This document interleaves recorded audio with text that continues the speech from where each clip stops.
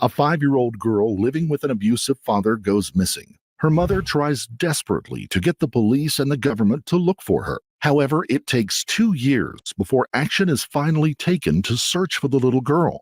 By that time, she was nowhere to be found. What happened to the little girl? Why did it take police and government officials 2 years to get involved? Before we start, we would like to send our sincere condolences to the loved ones of Harmony Montgomery, who fell victim to the abominable acts described in this case.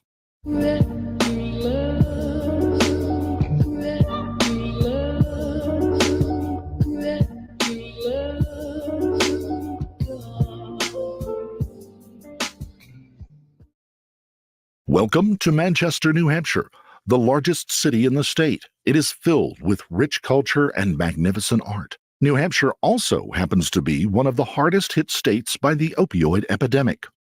Meet 5-year-old Harmony Montgomery, born June 7, 2014. Harmony spent most of her life in Haverhill, Massachusetts. She initially lived with her biological mother, Crystal Sorey. Hey, Resto. Good morning, or good evening for you, I should say. I sound a little under the weather. Me and Micah are both dealing with a cold right now, but I'm here. I wanted to start off with this recap. It is 41 minutes long. The sentencing is going to be in about 50 minutes or so. So I'm not going to play the entire thing, but I just kind of wanted to give a recap for those who may not know the full story. But yeah, so I'll go ahead and say hi. Nobody was here yet, so I went ahead and started it. But so good morning or good evening to Resto. Hey, Michael McAllister. It's been a minute. Hi, Faith and God. I'm really happy to see you. Yeah, it's really good to see you too. It's been a while. Leopard. Good to see you all. How is everyone doing today? And is my audio okay? Because it has been a minute since I've done this, and it feels really weird because I haven't done it in so long. Let's see. I'm making sure all my settings are right.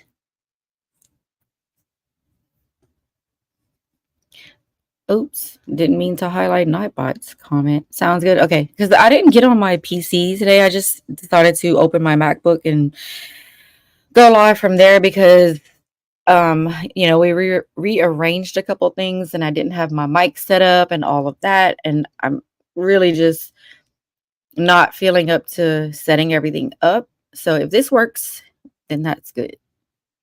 So I'm going to go ahead and let this play just for a little bit. Harmony was born blind in her right eye and had to wear glasses once she was old enough. Crystal described Harmony as a sweet, smart, kind, funny little chatterbox who loved Minnie Mouse. Since Crystal struggled with substance abuse, she had lost custody of Harmony to the state not long after she was born. Harmony spent most of her life bouncing in between foster homes and living with her biological mother. Her father, Adam Montgomery, had little to do with Harmony until he gained custody of her in February of 2019. It was then that Harmony went to live with her father, stepmother, and 2 half-siblings in Manchester, New Hampshire, in a home located on Guilford Street. In November of 2021, Harmony would be reported missing, and it would be discovered that no one had been able to locate her for the past 2 years. I'm appealing to everyone. Help us find this little girl. The little girl is Harmony Montgomery of Manchester, New Hampshire. She was last seen in October 2019, 2 years ago, but was just reported missing to police last Friday when they got a call from the Division of Youth and Family Services. I'm not getting into specifics of where she should have been or who she should have been with, other than to tell you that where she should have been and who she should have been with, she's not with those people. And I just want to say I agree wholeheartedly with this police chief because it still just saddens me and makes me so upset that she was handed back to Adam Montgomery when the state failed to do a thorough, investigation of everything that was going on inside the home and everything Harmony was going through. Like they failed her so many times. And I am glad that they are pushing, against the state for this, and that hopefully they'll be held accountable also, because so many people failed Harmony. So many. She's not at that location.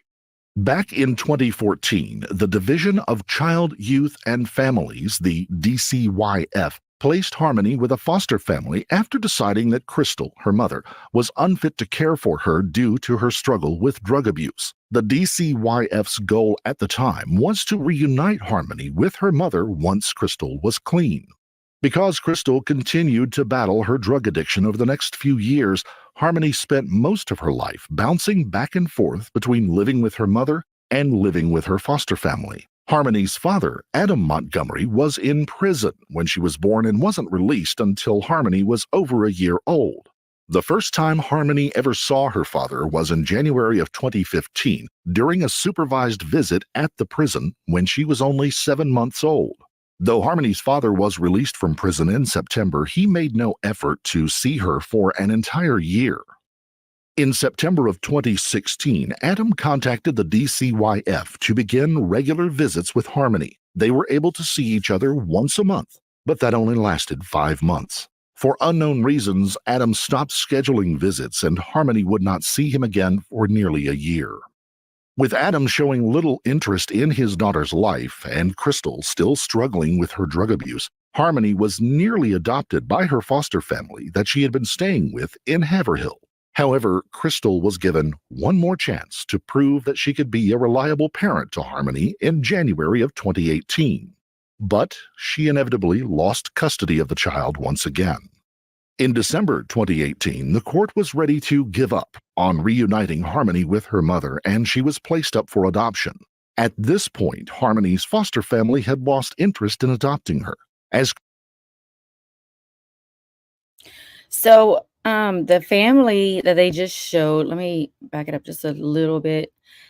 They almost got custody of her. They were going to fight for custody of her because they had Harmony's little brother, Jameson, which was her half brother, but they still love and always will love Harmony. And I saw on Twitter/X yesterday, the family posted that 48 hours before Adam's sentencing. So this week, they were just informed that they are not allowed to, that they cannot make a statement.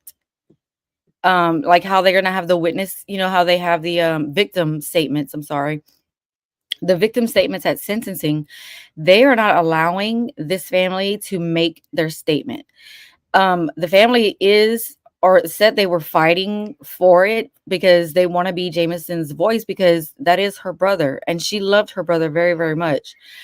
And they were so upset that them nor Jameson is really going to have a voice. Jameson is a kid, so there is something out there they pointed out that says that if one of the victims was like a child under the age of 18, that on behalf of that child, the family should be able to make a statement. However, they were told 48 hours before sentencing that they were not going to be able to make their victim statement. And I think, again, they're failing Harmony, because that's messed up. That's wrong on so many levels. This family loves Harmony. They love Harmony.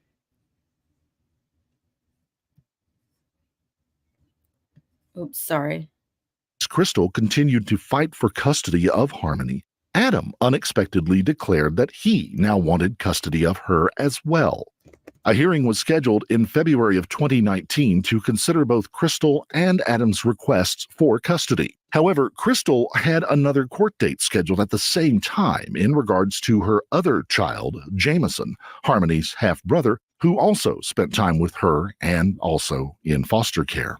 Crystal asked the court for a continuance because she couldn't attend both hearings at the same time, but that request was denied. Somehow, even with his extensive criminal background and history of drug abuse, Adam successfully gained custody of the little girl. Harmony went to live with her father, stepmother Kayla, and their 2 children on Guilford Street in Manchester, New Hampshire. In spite of Adam having custody, Crystal remained active in Harmony's life and kept in touch with her from Massachusetts. Around Easter, Crystal had a FaceTime call with Harmony, and Adam sat in on the conversation. During the video chat, Crystal said that every time she would ask Harmony a simple question, Adam would mute the chat, say something to Harmony, before unmuting it and allowing Harmony to speak again. From what Crystal could see, Harmony appeared scared and uncomfortable with her father. When Crystal tried to question Adam about his odd behavior over the video chat, he yelled at her, told her to mind her own business, and then promptly ended the call. Crystal tried. Hey, Moon Diaries. So the Fosters, why did the Fosters lose interest in adopting? They never did lose interest. They lost a chance to. So that's what they were just talking about here. Basically, like, the state kind of took over. She was with a foster family, in which it was a woman. I don't know if they touched up on it here, but she called her mom, and like she was really close to the mom. And then this family, the ones who had her half brother, that was their next step. Like, they were in contact with the state, and they were trying to get, everything, like the ball rolling, and to try to get Harmony. But before they knew it, things were also going on in the background with Crystal trying to also get Harmony. And that's when they were just saying that she had the 2 court dates. Crystal Story had 2 court dates. One was for Jameson's adoption, like to finalize that. So she was trying to get things settled with Jameson. And then she also had one for Harmony. She couldn't make it to both. And so she tried and she requested, to try to get it, like, another date. And they refused it. They denied it. So she missed that court date for Harmony. Because she missed that court date, Adam decided to try to get Harmony for reasons I still will never understand, because he hadn't even really been in her life. And the court granted it. He called, and it's like they just handed her over to him, even with his extensive background and everything he had going on. They handed Harmony over to him, so it's like, it made no sense. It made no sense at all. And this family was crushed. Jameson wanted his sister so bad because he remembered Harmony. He remembered her very, very well. And he's never stopped talking about Harmony. Yeah, no worries, Moondaris. I just wanted to, kind of, just in case someone else had the same question. So yeah, she definitely could have been saved. The system failed her. That judge signed off with, like, no questions asked. It's heartbreaking. Hey, Harney, welcome in. Thank you for stopping in. For the check for the unprescribed meds. So I don't know if they were getting Harmony's meds. Are you maybe thinking of Oakley Carlson's case, Moon Diaries? Because that happened with Oakley's case. However, Kayla did get in trouble for the welfare fraud because she was collecting, her and Adam were both collecting food stamps for Harmony even after her death. Now, granted, at the time, they didn't know that she was deceased, but we knew, or the law enforcement knew, that Harmony was not in their care.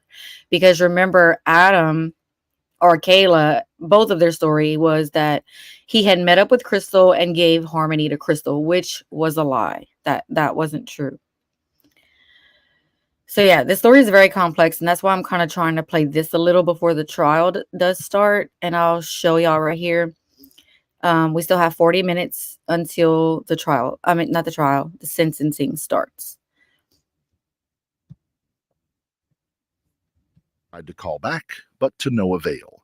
This proved trouble with her father. When Crystal tried to question Adam about his odd behavior over the video chat, he yelled at her, told her to mind her own business, and then promptly ended the call. Crystal tried to call back, but to no avail. This would be the last time Crystal would ever see or hear her daughter again. Assalamu alaikum, live from Gaza. I want to acknowledge and thank. Crystal spent the next 20 months following her FaceTime call with Harmony, trying desperately to get back in touch with her daughter. First, she tried calling Adam numerous times, but he wouldn't return her calls. Next, she tried contacting his family in Florida, who used to live with him at the home on Guilford Street, but they said they could no longer get in touch with Adam either. Crystal contacted various schools that Harmony could be attending and even drove through different areas of Manchester hoping to spot either Adam or Harmony, but they were nowhere to be found. During the summer of 2019, Adam's uncle, Kevin Montgomery, visited him from Florida. During his visit, Kevin noticed Harmony had a black eye. When he questioned Adam about that, Adam proudly admitted to, quote, bashing Harmony around the house. Kevin also noticed that Adam used harsh punishments on the little girl when he punished her. Kevin saw Adam force Harmony to scrub the toilet using her own toothbrush and spanked her numerous times using excessive force. Adam also made Harmony have timeouts in a corner that would go on for hours, sometimes to the point of wetting herself. I would hasten to add that the child was 5 years old. Kevin returned to his home in Florida in July. Once he was home, he made an anonymous call to the DCYF and told them of all the maltreatment he had witnessed from Adam towards Harmony. About a month later, on August the 7th, a social worker paid a visit to Adam's house to investigate the anonymous allegations. They noticed Harmony had a red mark on her eye and a faded bruise under her eyelid. Adam explained that they were injuries from one of her other siblings who had thrown a toy at her while they were playing. Concluding that it was his uncle, Kevin, who had called the DCYF, Adam cut ties with his family in Florida. The social worker made another house call on October the 1st. During the visit, they noted all the children appeared happy and healthy. The social worker labeled the abuse allegations as unfounded in their report, but determined the family was at high risk for future child welfare concerns. The DCYF received.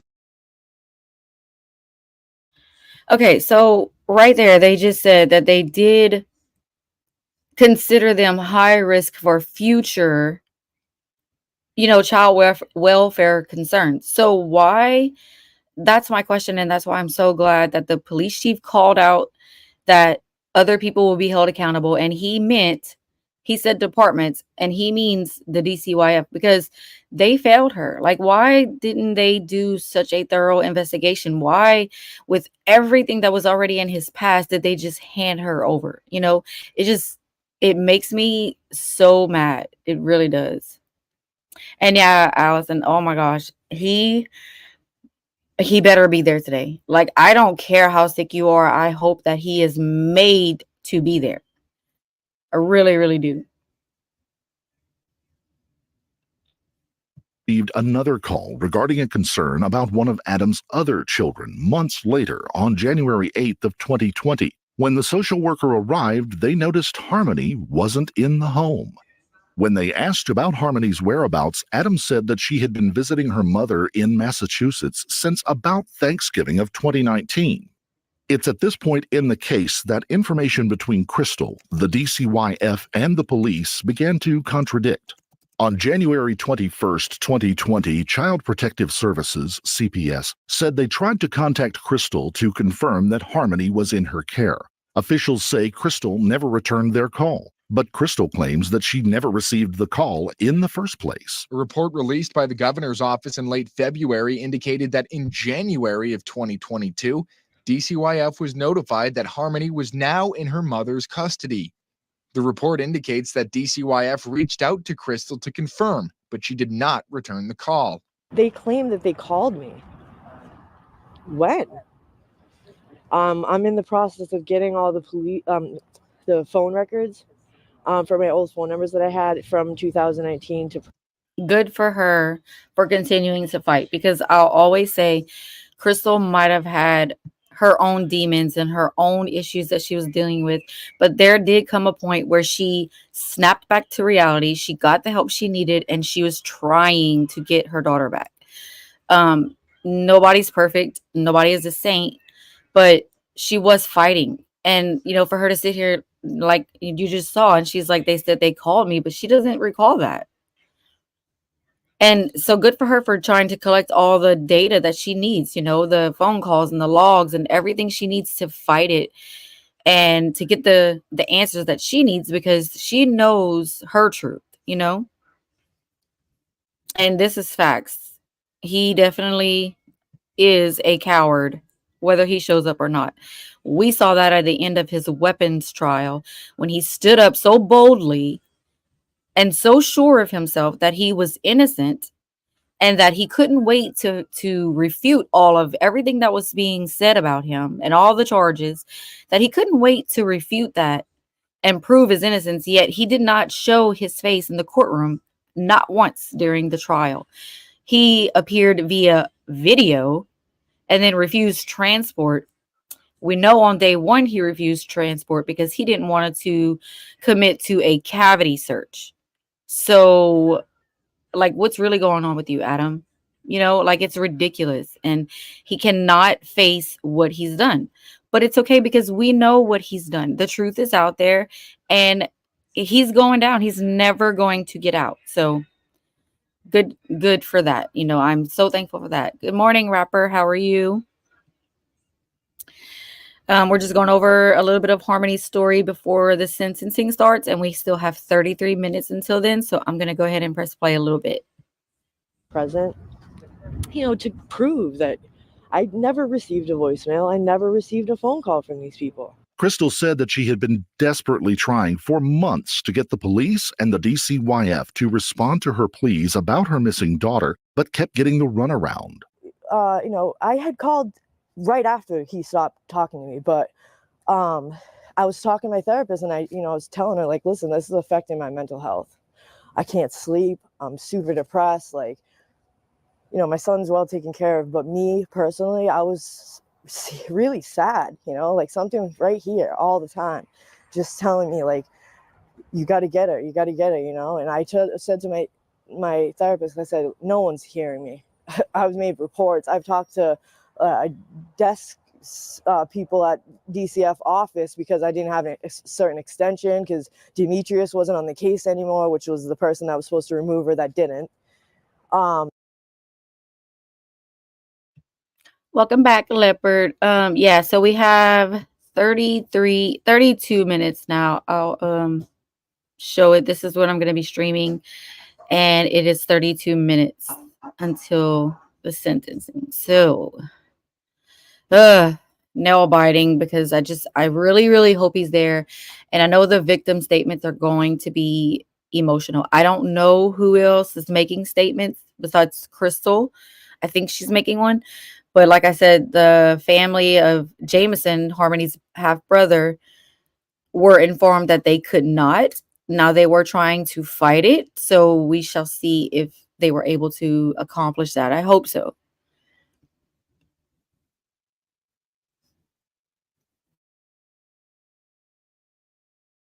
Conflict of interest from the beginning. So the 3 times they were supposed to remove her, they didn't, because he knew him personally. And then I got word when Mauricio had reached out to me and said, I was told you had made past reports, and then they started asking me questions about Harmony, and I said I still haven't seen or heard from her, nothing, and didn't hear anything. The guy I have all the text messages from the guy basically doing nothing. So I reached out to the mayor, and I said, listen, if you guys don't help me find my daughter, because DCYF and DCF and Mass dropped the ball on this one, let her slip through the cracks. I said, I'm going straight to the media. I don't care. It was like hours later, I got a phone call from the police in Manchester. And I had already called the Manchester police. They told me I couldn't file a missing persons report because he had physical custody of her. So they said, they told me, go to court and file a petition to get custody. So I go there, and they tell me if it's a DCYF open case, then I can't go there and go to court. So they were running, sent me around for busy work, you know what I mean, while they were trying to figure out how to cover their butt. And it was just, when they knew I couldn't do anything at the courthouse, but they still sent me over there, you know what I mean? And then, the cops called me and they're like, we're completely involved now. DCYF told me this is really suspicious, blah, blah, blah. And then it came on the news. I wasn't her voice, or I couldn't be, or nobody could hear me. I just want people to hear me and come forward and tell us something, because somebody knows something. It's a fact. Like, someone knows something, and either they're too afraid to get in trouble or whatever, but someone knows something.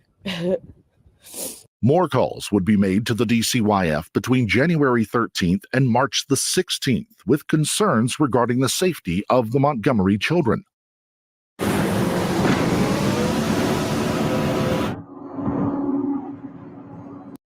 Each visit to the house, social workers noticed that Harmony had not returned, and Adam continued to tell them that Harmony was with her mother. Knowing of Crystal's desperate attempts to locate Harmony, a friend of hers contacted the DCYF saying that Harmony's mother hadn't seen her daughter since April of 2019 and that something needed to be done.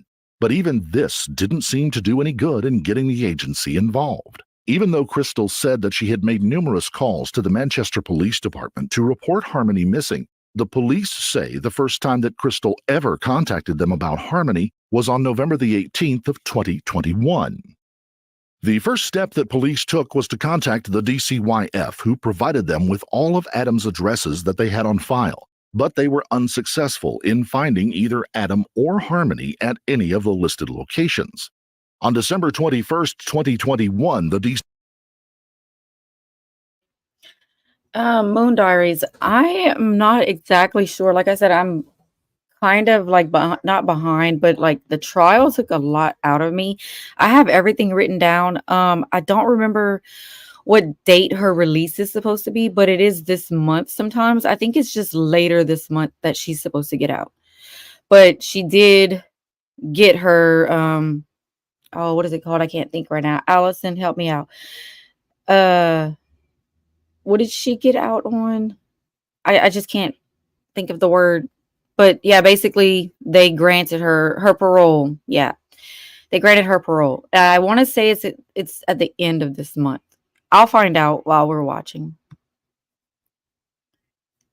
DCYF informed the Manchester Police Department that they were unable to locate Harmony. At this point, investigators decided to focus their attention on locating Adam. They were able to get in touch with some of Adam's family members in Florida. Investigators spoke with Adam's 30-year-old half-brother, Michael Montgomery, who expressed his concerns that Adam was abusive towards Harmony after hearing stories from his uncle Kevin. Investigators spoke with Kevin, who told them about the call he made to DCYF back in July of 2019 and what he had witnessed. He also said he believed Adam may have been having a drug relapse at that time. Investigators eventually spoke with Adam's wife, Kayla, who said that she hadn't seen Adam since October of 2021 and hadn't spoken to him since November of that same year. The investigators asked Kayla if she knew where Harmony was, and Kayla said the last time that she saw Harmony was 2 days after Thanksgiving in 2019. Adam dropped Kayla off at the Dunkin' Donuts in Manchester where she worked. Then Adam told Kayla he was going to take Harmony to her mother in Massachusetts. Kayla said that she worked from 6 a.m. until 2 p.m. that day. During that time, Adam supposedly returned Harmony to her biological mother. When he picked her up at the end of her shift, it was just the 2 children they shared in the back of the car. This was the last time she heard anything about Harmony. Fast forwarding back to December of 2021, during a voluntary interview with Manchester police detectives, the defendant told detectives that she had last seen Harmony 2 days after Thanksgiving in 2019, which would have been November 30th of 2019. In that interview, the defendant said on that date, Adam dropped her, the defendant, off for a 6 a.m. to 2 p.m. shift at the Dunkin' Donuts on on Eddy Road in Manchester. She said when Adam dropped her off, he told her he was bringing Harmony to Harmony's mother, and the defendant told police at that time that she didn't see Harmony again after that. When they questioned Kayla about Harmony's reported black eye, she told them that Adam said one of the other children had hit her with a toy. Investigators asked Kayla if she knew where Adam was now. She told them that Adam had been staying in a sober house and then had moved to Maine and was living with some other woman. On December 29th, 2021, Crystal believed that nothing was being done to find her daughter and decided to send an email to Manchester Mayor Joyce Craig. In the email, Crystal said, "My oldest daughter, Harmony, is 7 years old. Her father, Adam Montgomery, has physical custody of her, and he is currently homeless and under the influence. DCYF has had an open case for my daughter and didn't remove her when they witnessed her bruises, and the house at the time had no running water. Now it is a year later, and DCYF has done nothing to help find her. She's supposed to be in the 1st grade, but he never enrolled her. She also missed important doctor's appointments. Please, I'm begging for help in finding my daughter before she ends up like that boy who passed away due to neglect through the DCYF. My next step is going to the media to get whatever help I need to find her and bring her home safe." 2 days later, the Manchester Police Department made a public announcement that Harmony was missing. That same day, Manchester patrol officers finally located Adam, who was sleeping inside of a vehicle with his now-girlfriend, Kelsey Small, in Manchester. Investigators were immediately called to the scene. Their conversation lasted 45 minutes. At first, Adam refused to comment on Harmony. However, he eventually told them that she was still alive. Your daughter's alive? Yeah, You're sure? I'm positive. You're like, swear on your life. I swear on my life. When investigators questioned Adam's girlfriend, she said that she had been dating Adam for over a year. She knew Adam had 4 children by 2 different women, but that he was not in touch with any of them, and that Adam never spoke of Harmony. Later that same day, police found Adam again and served him with a court order that stated he had to provide information regarding Harmony's whereabouts. Police also detained Adam and brought him in for questioning. While being questioned, Adam told investigators Harmony was picked up by her mother, Crystal, and taken to Massachusetts. This story did not match the one Adam's wife, Kayla, had previously told them. Investigators contacted Crystal's live-in boyfriend and asked whether or not Harmony was with her in their care, as Adam and Kayla had claimed. He told investigators that Harmony did not live with Crystal in 2019, nor had he ever seen the little girl in person. On January 2nd, 2022, investigators conducted an extensive search of the Guilford Street home in Manchester where Harmony had lived with her father. The new owner of the home was more than happy to cooperate in finding the little girl. Cadaver dogs were used to search the house, and the backyard was even thawed with pipes and hot water so that sonar could be used to search for anything buried in it. This is an aerial view of the backyard operation. Tents obscure a lot, but a person shoveling dirt onto a tarp can be seen. Investigators have not divulged if a tip is the reason for this operation. Police calls for service to 77 Guilford Street between 2018 to 2021, not including this criminal investigation. The Manchester Police Department was contacted 29 times, often by concerned neighbors, including a dozen nuisance and animal complaints and 2 child welfare calls. Manchester police filed a formal incident report to DCYF on September 11th, 2019, citing, quote, clutter and empty food containers in every room, noting, quote, all 3 children appeared clean and fed. That report also said the home was using a generator for electricity, but there was food in the house and everyone was healthy, from confirming any information about any of its cases. Harmony's mother, Crystal, was interviewed by reporters during the same time the Guilford Street home was being searched. She told reporters that she believed the search was a waste of time. They're just scouring for any type of anything, really. Do you think there's something at that house? Christians, did you know there's a biblical solution to getting rid of toenail fungus? It's been hiding in plain sight all this time. No. I don't have a feeling like I get these crazy intuitions, I always have, and I don't have any type of intuition about that house. I feel like they're wasting time, to be honest. But that's just my opinion. I'm also hoping as well, that there's nothing. Crystal would turn out to be right. She believed Adam was either hiding Harmony with his mother, who lives in Florida, or that he may have sold her off for money. I still believe she's here. I think he has her with either like his mother that no one knows really anything about because she never raised him, but I think he would call his mom or hit her up on Facebook and say, I'm in real bad trouble. I need you to take her. You're the only one that no one knows. You know what I mean? I feel like he sold her.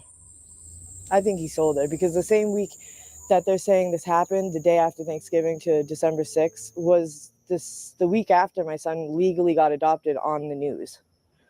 You know what I mean? And he knew what my son looked like. He, that's my daughter's brother, So he saw that, and I really think it's connected. I think like he got that idea from seeing that and was like, oh, I can do it illegally, because not for nothing, right around the same time, human trafficking was at an all-time high. So was Oregon harvesting, which I don't even want to go there, but It's just sad to see some of these older interviews with Crystal because, her mind was spinning and trying and thinking of the worst case scenarios. And we also, when I was following Harmony's case, it was with a nerdy addict on Twitter. And, we were thinking a lot of the same things that she's saying here. Did he sell her?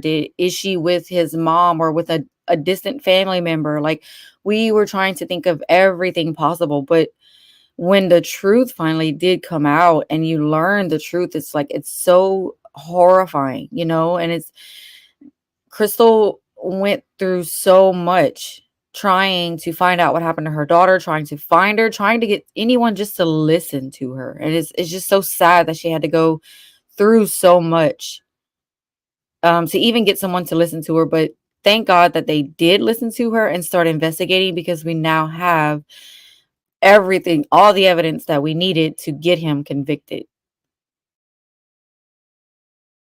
At least if he sold her to a family that legally couldn't adopt or something, there's still hope that she's at least safe somewhere. Due to Adam's refusal to cooperate, his contradictory stories, and the accusations from others saying that Adam had abused Harmony, Adam was placed under arrest for second-degree assault on January 4th. Adam's criminal history had begun during his teenage years. In 2008, at the age of 18, Adam reportedly stabbed another teenage boy in the leg before pushing him out of a moving car during a drug deal. In 2014, during the time Crystal was pregnant with Harmony, Adam was arrested and sentenced to 18 months in prison after pleading guilty to armed robbery, armed assault with the intent to murder, and discharging an unlicensed firearm within 500 feet of a dwelling. Attempting to rob his dealer, Adam had shot him in the face, but the drug dealer was lucky and survived. He was later able to identify Adam by a tattoo on Adam's back.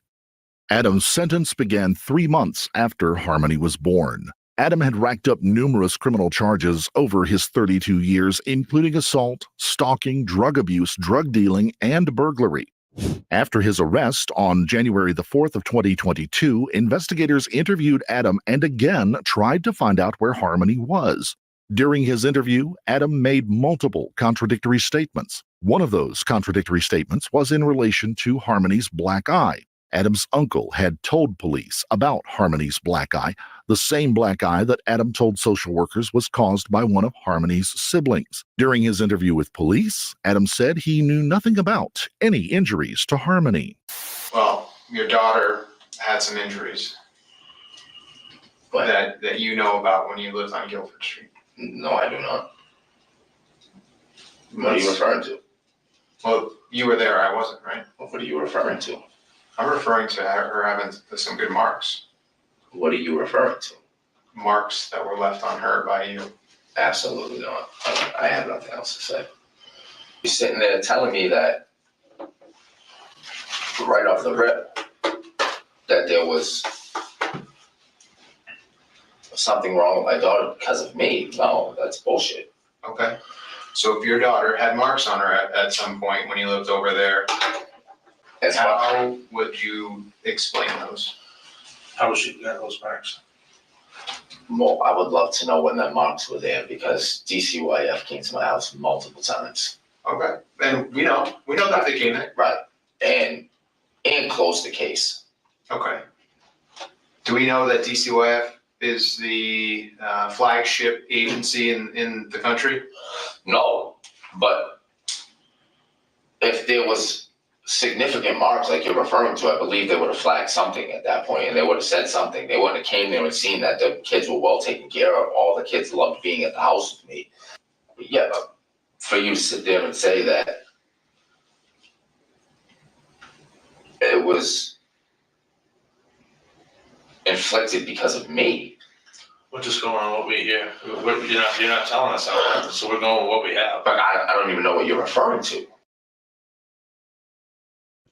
This interview aggravated me so much. We did watch it whenever I was covering the trial, and if I'll find the link for this interview if anyone is interested in watching it. But he denies.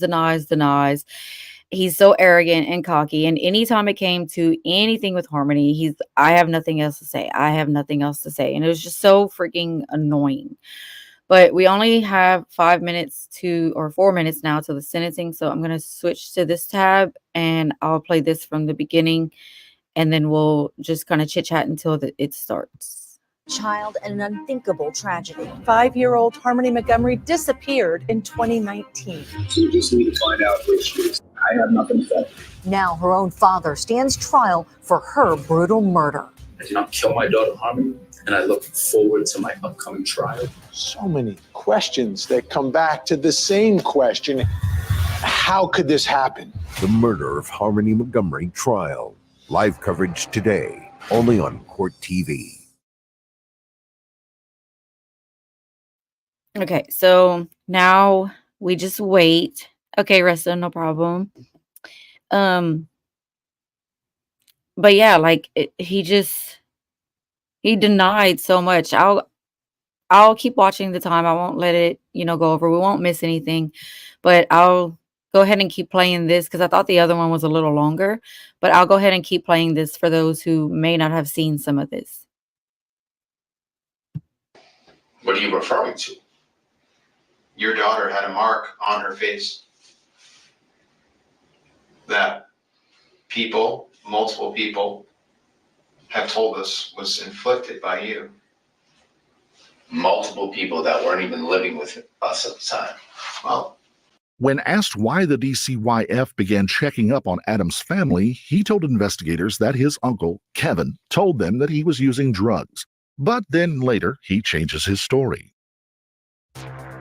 Eve to me is basically freedom. It's a giant open universe where you can do whatever you want. You can have really relaxed, slow-paced stuff where you can take it easy. Or you could be on the edge of your seat, shaking, making split-second decisions. This is Eve. It's a crazy universe where... You don't recall your daughter ever having a mark on her face? The reason DCYF came out to visit you guys, you don't recall that? Why did DCYF come out and start visiting you guys? What was the allegation? If I remember correctly, it was because of, I believe at the time, I could be wrong, I believe it had something to do with my uncle saying I was using drugs, and I wasn't. Now, who's your uncle, so we are clear? Kevin. Okay. And Kevin's last name? Montgomery. Oh. That's what it was. That's what it was due. That's what it was due to. So Kevin moved out because between me and my wife and Kevin, we were supposed to pay the bills, keep the heat on, the gas, whatever. Well, Kevin was supposed to pay the electric bill. He didn't pay the electric bill. Me and my wife, I picked my wife from work and showed up at home. They were shutting the electricity off. So me and Kevin got into an argument about not paying the bill. Yeah. And he took his shit and moved out. And then so the next day, or 2 days later, something like that, I don't know, DCYF showed up and the police showed up because they said that we were unfit to have the children at the house because there was no electricity in the house. Okay. But we had a generator running, we had the fridge hooked up to it, there's food in the fridge, everything was fine. The police showed up, seen that the kids was fine, there was nothing wrong with them. The DCYF showed up and they left.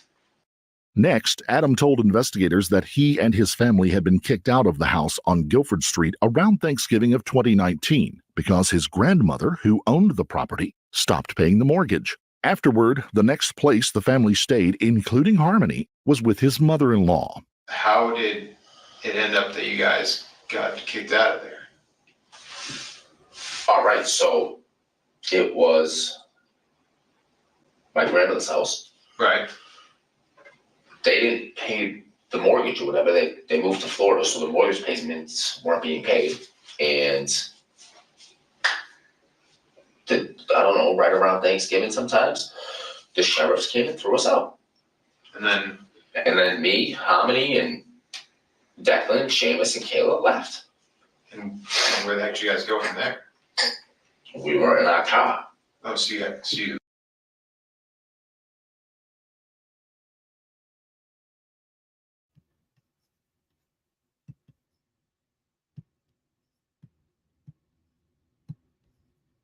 Okay, so the feed just came on, or the sentencing, and I don't want to miss anything.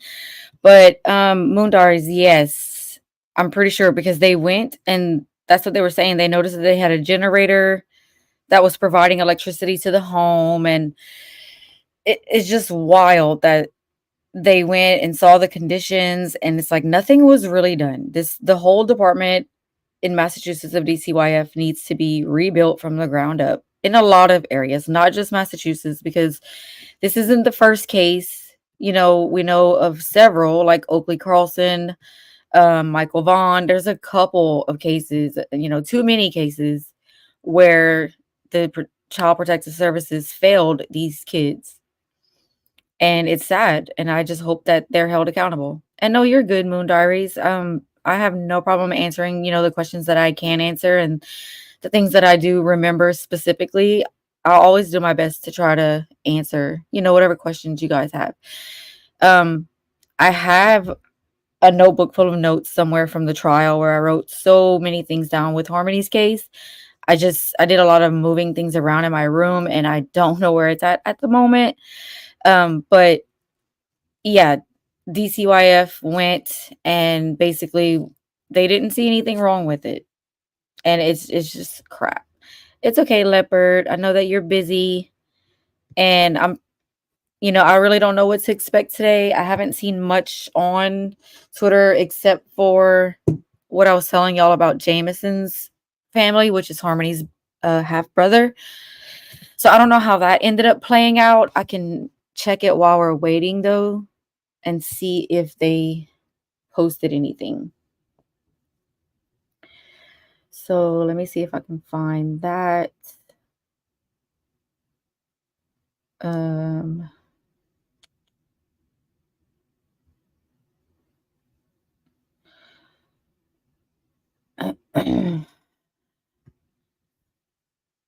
Yeah, no problem, Moon Diaries. All right, I'll let this play. I'll just keep an eye. in your car at that time? For a couple of days. Okay.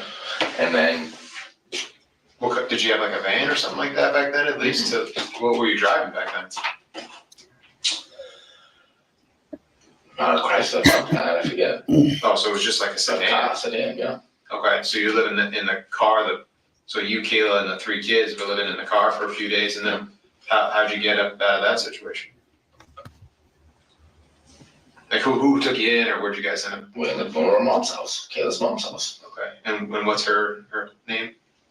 Chris. Chris, how's she? Well, I mean, she must be okay. She's willing to take you guys in. Yeah. All right. All right. I. You know what, man? Like, I don't even want to talk anymore. Like, this is just beating around the bush, man. It just seems a little too silly to me. Minutes later, however, Adam would say something completely different. I already told you the other day what transpired. So we didn't even go to her mother's house. Okay. Who didn't go to her mother's house? Harmony was on. Okay, so Harmony didn't go to Chris's house. So explain to me how she didn't end up going to Chris's house. I've already explained this to you. Keep in mind, Adam knows at this point the reason that Harmony didn't at this point when they were staying at Kayla's mother's house, that's when the red cooler comes into play from the trial. And we all know about the red cooler and Harmony's body. And as you can see in this interview, he's contradicted himself, multiple times. And even from previous statements that he's made before this interview, he's constantly contradicting himself. So they were on to him. And I will say that once they did this interview and then they got the call from Crystal about everything and they started putting everything into play, as we learned from the trial, the pieces started falling into place and they put everything together. They were on top of it. And, in the background, we didn't know that. In our mind, nothing was being done. They weren't working fast enough, hard enough to look for Harmony. And at that point, we were still looking for her as a missing person. We didn't find out she was actually deceased, I want to say, until 2022. Well, at least that's when they released that to us. But they knew all along because they had been doing a very thorough investigation. So I am so thankful to the department for doing what they were supposed to do for Harmony and getting the answers that they needed, because this guy was not going to be telling any kind of truth. When investigators questioned Adam on how Harmony ended up with her mother in Massachusetts, Adam refused to admit that he had ever said that she was with her mother. Well, there's some discrepancies between what you're telling us and what other people are telling us. You're saying you brought her down to Mass, that somebody said she came up from Mass. I never once said I brought her down to Mass. What did you say? She came up here to get her? I never once said, I was audio and video recorded the other day. I never once said I went down to Mass. So you're saying that she came up from Mass? I'm not saying anything else. At a point during the conversation, Adam became completely uncooperative, saying that he had nothing else to say. Investigators noticed Adam showed no signs of concern or emotion when they told him that Harmony had not been seen for over 2 years and that they didn't know whether or not she was even still alive. 2 days later, his wife Kayla was also arrested for alleged welfare fraud, in which she pled not guilty. Kayla neglected to inform the New Hampshire Department of Health and Human Services that she no longer lived in the same home with Harmony, yet continued to collect over $1,500 worth of food stamps between December of 2019 and June of 2021 that were meant for Harmony. In April, Adam and Kayla received more charges regarding 2 stolen guns, a shotgun and an AK-47 styled rifle from a home in Manchester.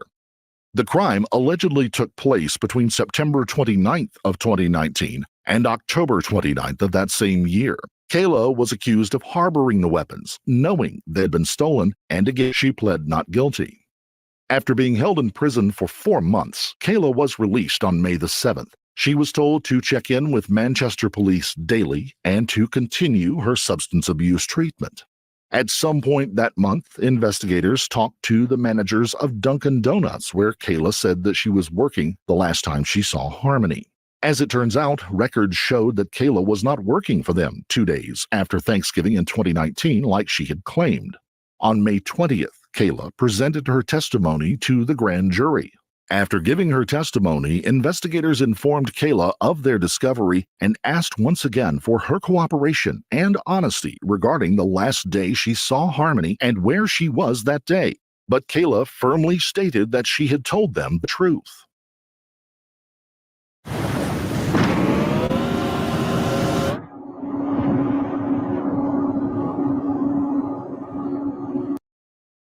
Investigators went and checked with multiple Dunkin' Donuts locations within the area Kayla claimed to be working. It turned out that Kayla had worked at 2 different Dunkin' Donuts locations, but her employment status had ended by November 23, 2019. Kayla was arrested again in early June on perjury charges for lying to the grand jury twice. Having been caught, Kayla told investigators that Adam murdered Harmony. Kayla stated that Adam told her to lie about seeing Harmony to provide Kayla with an alibi and promised her everything would be okay as long as she stuck to the story. Police released Kayla 3 days later on the grounds that she check in with police daily and attend recommended drug treatment programs and have no contact with Adam and, of course, stayed off drugs. Once Kayla was arrested on a bench warrant on September 9th for failing to show up at a hearing, her chance of bail was revoked. In November, Kayla agreed to a plea deal. This deal required her to plead guilty to 2 counts of perjury regarding her location at the time Harmony went missing. For punishment, Kayla must serve a prison sentence of up to 1.5 years before being eligible for bail. She also must cooperate in future state proceedings, which include the gun theft trial and the upcoming trial involving her husband, Adam. Harmony's mother was very upset to hear that Kayla was getting off so easily. I was upset. Harmony Montgomery's mom, Crystal Sorey, says she wasn't happy when she heard from investigators this week that Kayla Montgomery had reached a plea deal. I told them how I felt and how this wasn't fair and how, she was a part of it. Sorey says Kayla, Harmony's stepmother, is getting off easy. As far as I'm concerned, Kayla can rot. According to these court documents, Kayla will plead guilty to perjury charges. She'll serve less than 2 years behind bars in exchange for cooperating in the investigation into Harmony's murder. It means that she's doing it for herself, so she can see the light of day again, so she can one day be free. She's not doing it for Harmony. Kayla will be expected to reveal what she knows in the case against her estranged husband, Adam, who's been charged with murdering Harmony. Kayla has not been accused in Harmony's death or disappearance. There was multiple times where this woman could have stood up as a real woman and mother and done something. Done something to stop it, make a difference, something. She did nothing. Kayla told investigators in June that Adam murdered his daughter in 2019. Crystal says Kayla should have revealed that information a long time ago. Yeah, you want a round of applause because you finally did the right thing? She'll never get that from me.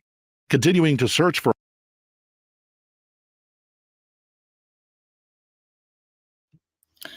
So they changed the camera angle, so maybe we're going to have some activity here soon. But yeah, Micah, she's definitely is speaking facts, because I still think that Kayla only spoke up to save her own ass, to get exactly what she was able to get, her parole.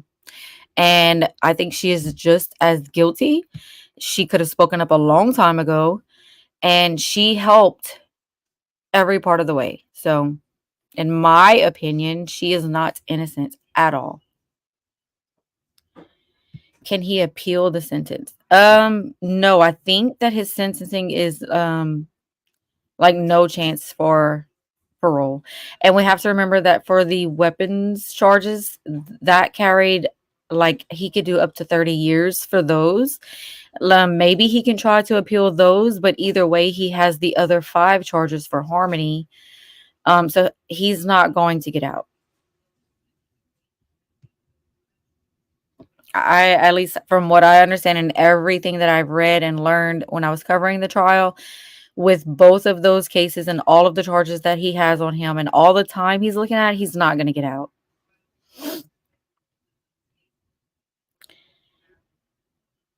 Yeah, exactly. Let me make sure this is unmuted. Okay.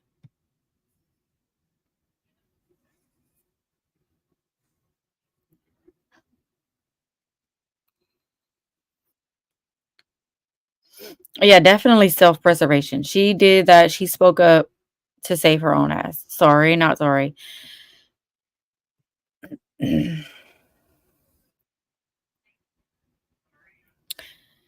I wish they would actually start on time. Well, it is only 1:03 and it's supposed to start at, it's 12:03 here, but for their time, it's 1:03 Eastern. It's supposed to start at 1, so it should be any minute now. I'm anxious. Waiting to see how this plays out. Because we know no matter what, he was guilty of all 5 charges. Let's see. Trying to pull up exactly what those charges were for those who might not remember, because I know he conceded guilty to 2 of those charges, but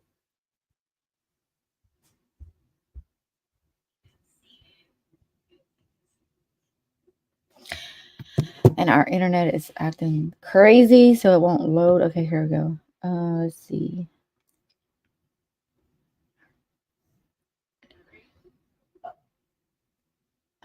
Everything that I'm pulling up is talking about the sentencing. I want to know. Okay, here's the charges. Let's see. Okay, so he was found guilty of second-degree murder, second-degree assault, which was from the bruise that he left on her face, abuse of a corpse, falsifying physical evidence, and witness tampering in connection with his daughter's death. So the witness tampering was getting Kayla to lie for him and all of those things he did with Kayla. But yeah, he was found guilty on all of those charges.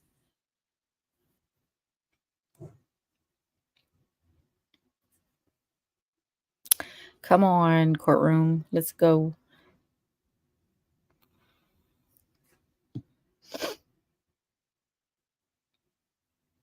And I did not reach out. I did go to Twitter a minute ago and found, oh, I'll wait for break. Let's see what they have to say. Oh, no. So Jameson's adoptive family, the one, Harmony's brother, as of 4 hours ago, they were still trying to fight to make a statement on Jameson's behalf. So that's pretty sad that they are silencing Jameson as well. And Jameson, again, is Harmony's brother.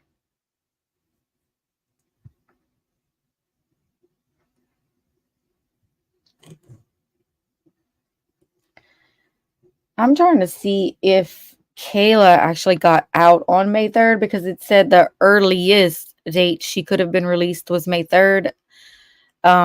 She did have a couple of classes and things that she was going through that she has to complete before she would be released.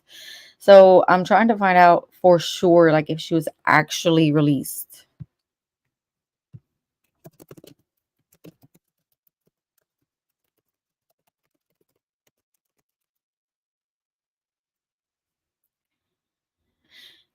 Let's see. Because we know she was granted parole.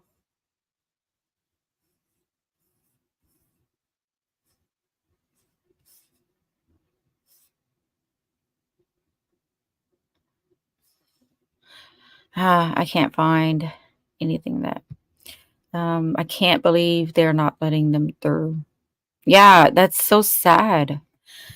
And let me find a statement that they had made while we're waiting for this to start. I'll read the statement that the family made.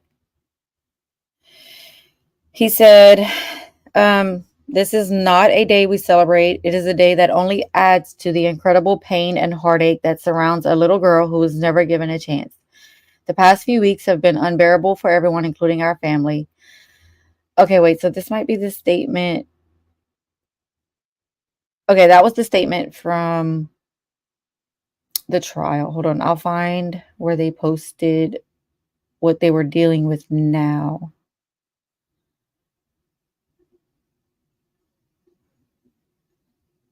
Let's see. Okay, so this was their statement. It says, we will not let anyone silence Jameson. Jameson and Harmony have been silenced for too long. Now the state of New Hampshire seeks to silence Harmony's brother. We have been informed 48 hours before the sentencing of Adam Montgomery that a quote-unquote court ruling will keep Jonathan and I, which is Jonathan and Blair, that's Jameson's adoptive parents, from being allowed to speak on Jameson's behalf, despite the law which says he has that right. Instead, they want us to read a statement from Jameson, which we believe would only require us to victimize him again. Jameson is allowed to think that his sister is an angel in heaven and does not need to know the details of the horrible actions of her killer. The law actually states If the victim is unable to make an oral or written statement because of his age, a designated family member shall be provided the notice and the opportunity to make a statement. Why are we being denied this opportunity to speak for Jameson without limitations? Jonathan and I are fighting for this to change before Thursday because the monster needs to hear how this has impacted Jameson and how it will impact him the rest of his life. We are prevented from making such statements at the sentencing. We will always fight for both Jameson and Harmony. Harmony was silenced forever in New Hampshire. Now they want to silence Jameson by limiting our ability to speak on his behalf. A child victim should not be treated with such cruelty. So that was the statement from Jameson's adoptive family. That's sad. They're silencing him, silencing Jameson. I am praying he will let them know where to find Harmony's remains. I would love the same thing, Moon Diaries, but when you look at it as a whole, he has nothing to make a deal for. You know, like he has so much time that he's pretty much in there for life that he can take that to his grave. And do I believe Kayla knows more about where Harmony is? Yes. The only thing I could hope for is that if she does know, that if something happens in the future and she gets herself into some kind of trouble or whatever happens, if she does know, she may be the one to speak up. But as for Adam, I don't see him ever giving that information up, because that's the one piece of control that he has left of this whole situation. And I think that he's going to hold on to that for life. He knows that that's the only thing he has a grasp on, that they want so bad that he will not give up. And he's that kind of guy. Yeah, that's what I was wondering. Allison, I'm pretty sure she is out. It's sad.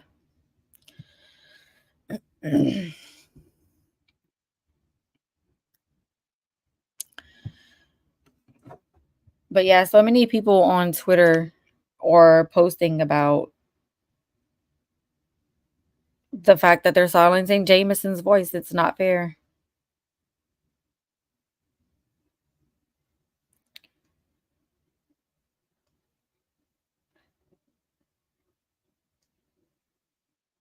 Sorry, I'm reading something that hey JR Nana. You haven't missed anything with the sentencing yet. I just was playing a video. Let me drop the link for that video if anyone wants to watch it. It's kind of a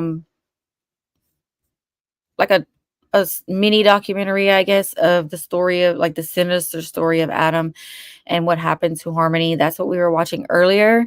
And we're just kind of discussing, you know, like the fact that Jameson's adopted family, which is Harmony's brother, they were told 48 hours ago, basically, that they could not give a statement, that they could give one, like, in place of, like, for Jameson, but they're basically trying to silence the little brother.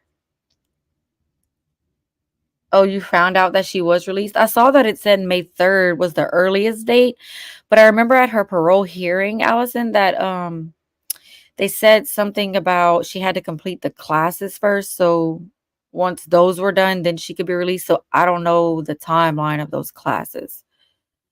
But yeah, she could very well be out. No victim impact statement from Jameson's family, which is Harmony's brother.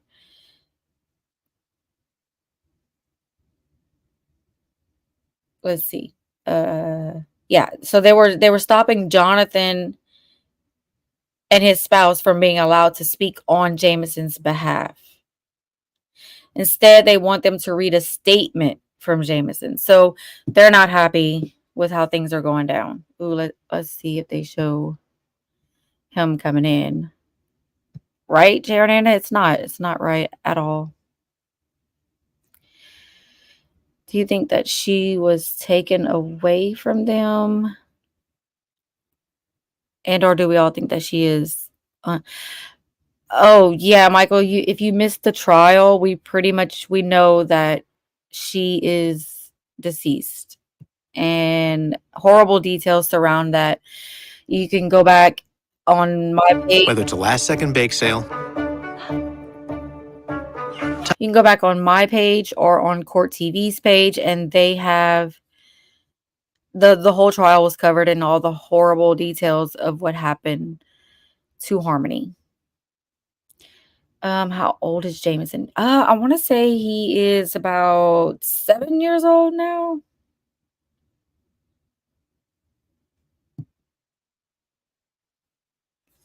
I'd have to look it up again. So many little details slipped my mind, but let's see. Let's see if I can find that for you. So yeah, he's 7 years old.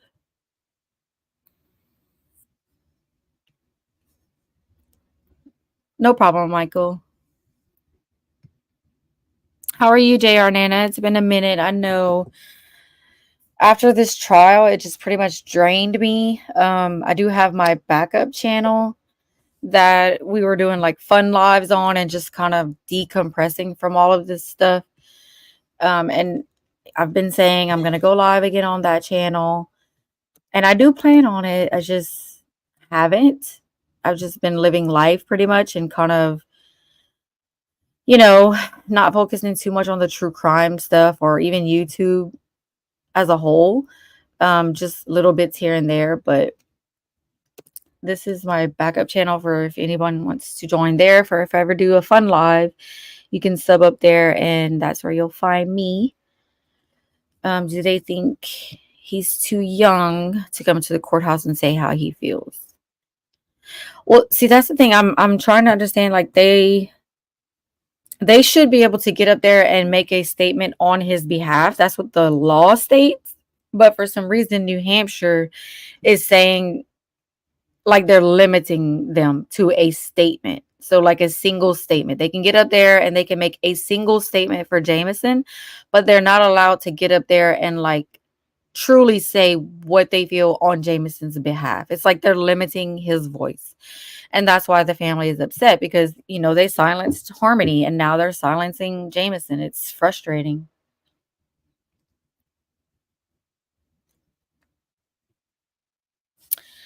I'm great. I can see again. I don't know if you knew I accidentally put acid in my eye instead of eye drops. I bet you feel dumb. Oh, I didn't know that, JR Nana, but I'm glad that you can see again. That's, that must have been horrible. Did you hear about Judy, JR Nana? But yeah, I'm glad that you like everything's better now that you can see again. That must have been a horrible incident for you. And I'm glad that they were able to save your eyesight. That's awesome that you're better.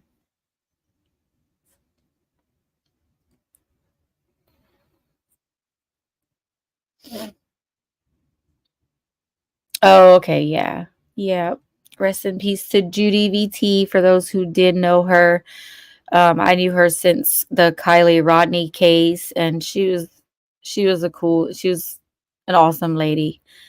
And she passed away recently. So yeah, definitely sending condolences out for Judy. She is a character. And for those that don't know, she was our YouTube friend.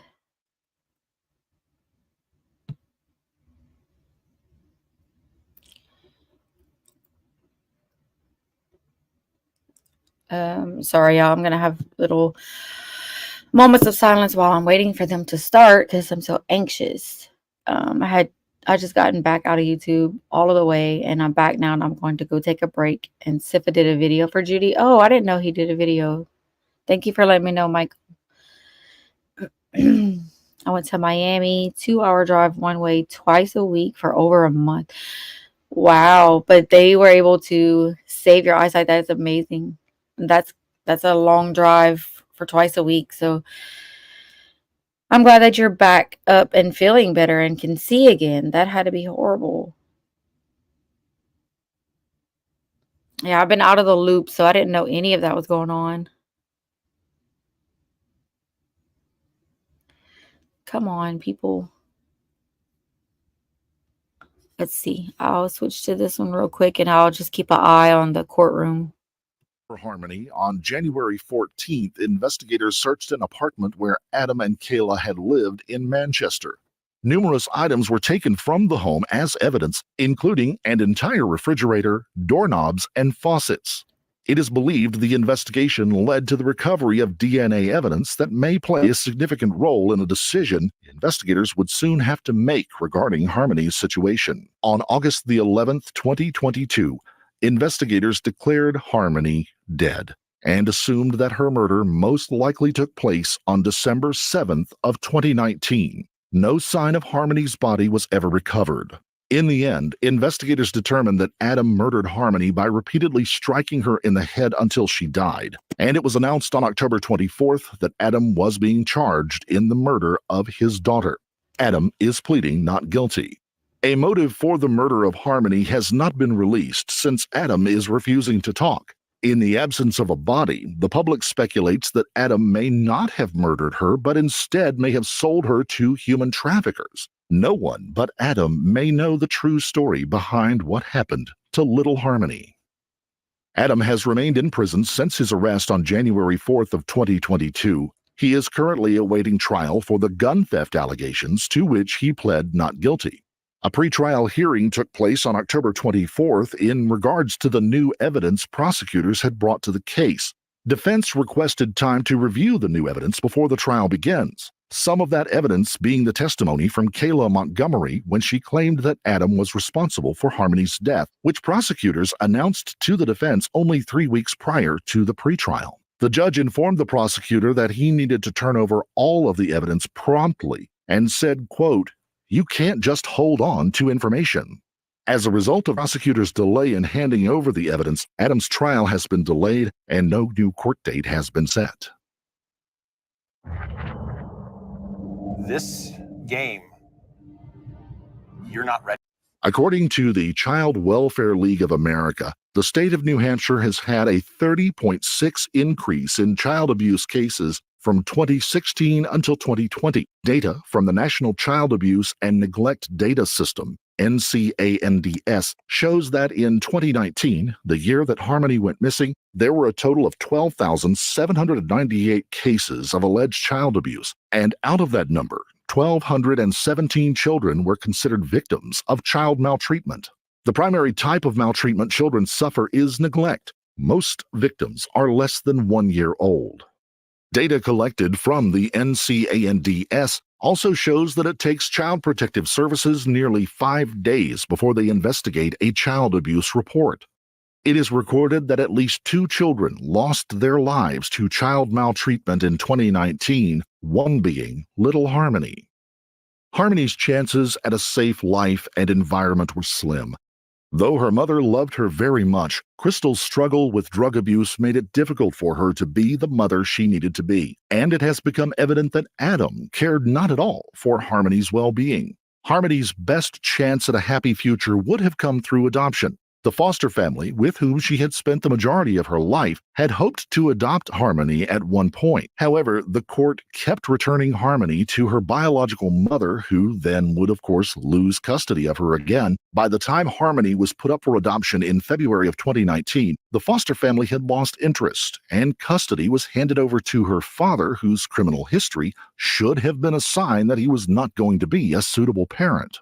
Unlike Harmony, Crystal's other child, Jameson, Harmony's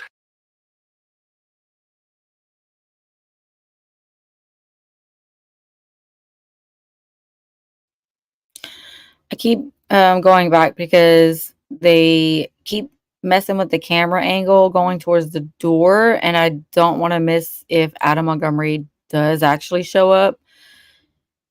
I know we've all been waiting for this moment, so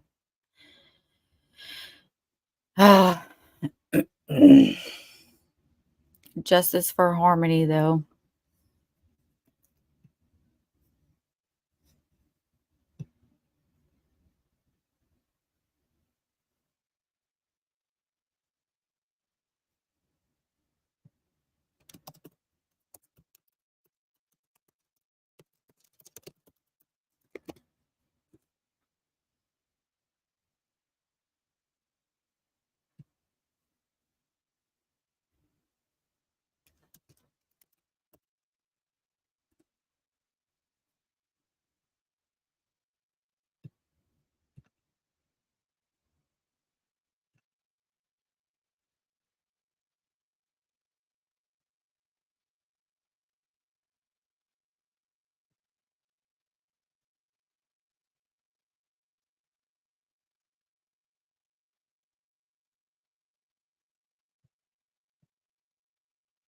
Okay, sorry. I'm messing with my banners trying to get the right banner. Hey, Angel. Yeah, you're on the wrong profile. Sorry, I couldn't answer your call. I was in the middle of doing the live, but I will call you as soon as the live ends.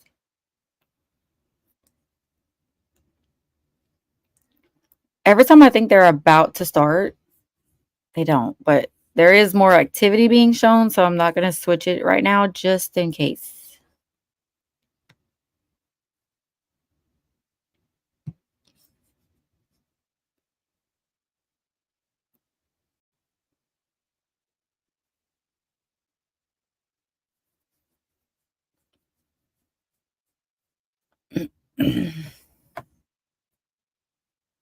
Right, Moon Diaries? I don't know what's going on with them. Looks like they're still setting up because you can see the prosecutors. And Ben Agati, which is the short attorney that was, one of the main voices for Harmony. I don't know if you guys remember, but his closing statement was so powerful. And here we go. Is he there? Huh. Wow.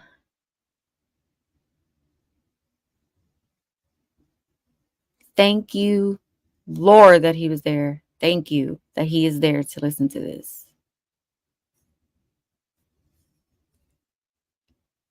Ugh. Good. Good. I'm glad that he's there.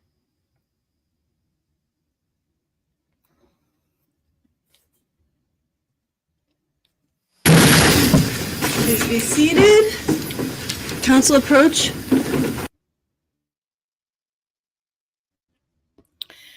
There we go. 2022 CR20 and 216 2022 CR2372. Sounds like council sworn. Good morning, Your Honor. Ben Agati for the state. Response, please. Caroline Smith with the public defender. Oh, I can't stand him. All right. Good morning. One moment, please. I'll turn the banner off so we can see the captions. Sometimes the captions help when we can't hear everything they're saying. Right, Leopard? Ben Agati. He is amazing. That man is amazing. I can't believe it either. And I don't know, Allison, you know more about this court stuff than me. Is he even allowed to say anything? I think so. Yeah, I think he is allowed to say something. Never mind, scratch that. Because knowing from a personal experience, the guilty party does have the option to make a statement sometimes. So yeah, I do remember that.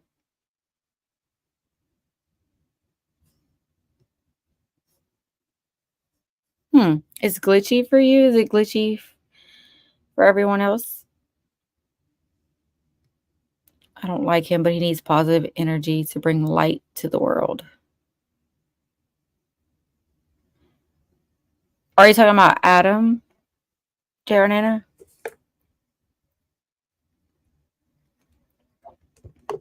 I don't know why it's glitchy. It's not on my end. Let me try to refresh. I've been feeding Hammy the farmer's dog for 2 years. All of his beef, turkey, and chicken recipes are slow cooked.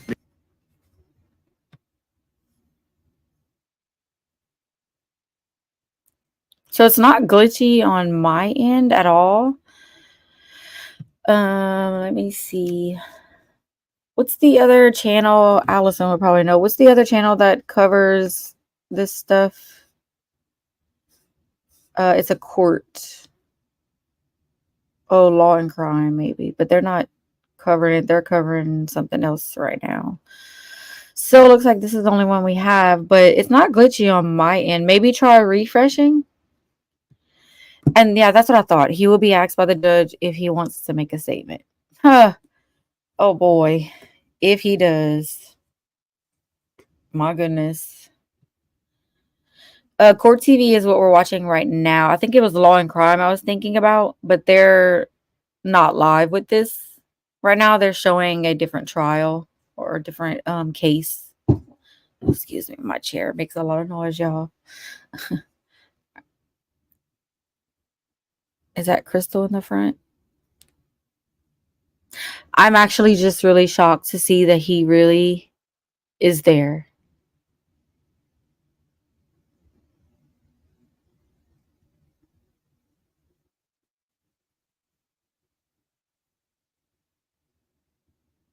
I cannot stand looking at him knowing everything we know from the trial.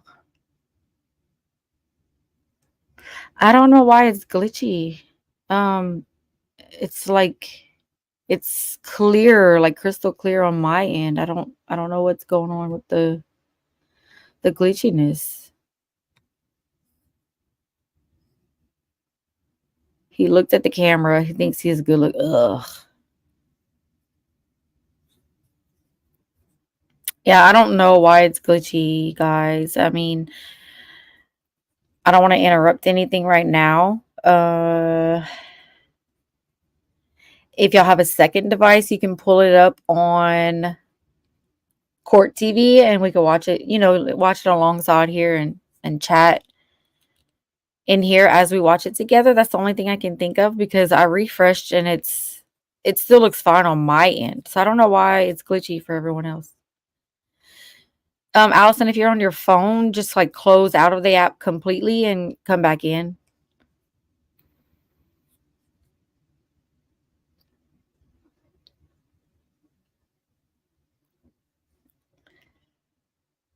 Try going to Court TV for those of you that are having it glitchy. That was about the phone call. That was about the phone call. What? Huh? They didn't. What?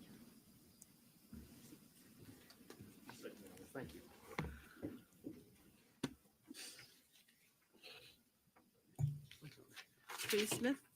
Pardon? Okay, just making sure you're ready for the state to proceed. Yes. Okay. When you are ready, Attorney Gotti, you may proceed. Thank you. Looks like he's worried about whatever phone call they're talking about. Look at his face. Like he doesn't even care. He makes me sick. Your Honor, as you know, the defendant has been found guilty of beating Harmony Montgomery in July of 2019, guilty of murdering Harmony Montgomery, a child under the age of 13, and then transporting and hiding and abusing her body and compacting her into smaller and smaller bags and ultimately disposing of her on March of 2020. And to her story that we heard at trial stayed silent. Under our law, after the second-degree assault, after what he did to her and the other crimes to hide other acts to hide his crimes, under our law in New Hampshire, that means that the mandatory minimum sentence that the defendant must receive for second-degree murder of a child under 13 is at least 35 years in prison. So the question for us today isn't why the defendant should get the minimum mandatory sentence. The question is, how can the minimum sentence ever apply to the crimes that were committed by this man? How can the minimum ever apply when he beat Harmony the night before and the morning of and time again as he drove from the methadone clinic to Burger King and he beat her to death and then covered her up to suffer and die in the car while he ate his food? The state's position is, how can the minimum ever apply when this court recognized at the last sentencing hearing that he had 15 years of convictions for, quote, some of the most violent and egregious criminal behavior, end quote, that this court had ever seen? How can the minimum ever apply when he's lied over and over again that he didn't kill his daughter and that she was safe somewhere when he was first asked by many different people? How can the minimums ever apply when he conceded at trial the crimes that involve the horrors that he inflicted upon her body from December 7th on forward up and until March when he dumped her from the U-Haul that he had conned others into renting for him? How can the minimum ever apply when he's had opportunity after opportunity after opportunity to tell investigators and others where she is right now and she can't be laid to rest. There's nothing minimal about the crimes that he's being convicted for today. The state is not going to restate everything that's put forth in the state's sentencing memorandum word for word. The state's recommendation at this time is that the defendant serve 4 to 8 years, stand committed for the crime of second-degree assault, which occurred in July of 2019, and that should then be followed by consecutive sentences of 3.5 to 7 years for his falsifying physical evidence, for what he did to Harmony's body, with a concurrent sentence of 12 months for the abuse of corpse misdemeanor, followed by another consecutive 3.5 to 7 years for witness tampering, for beating his spouse to ensure that she would stick to the story he created, followed by not less than a minimum of 45 years to life from the charge of second-degree murder. The state recognizes that this is just a recommendation. The decision today lies with the court, regardless of what the state says. But that's the state's recommendation today. However, Your Honor, if the defendant will right now tell us where he hid her body, sufficient for us to find her, if he'll tell us right now where he put that CMC bag, so that her family and the Manchester Police Department can recover her remains in the next 7 days, then the state would amend its recommendation to a minimum of 35 years to life and let the second-degree assault, falsifying physical evidence, abuse of a course, and witness tampering sentences be served concurrent.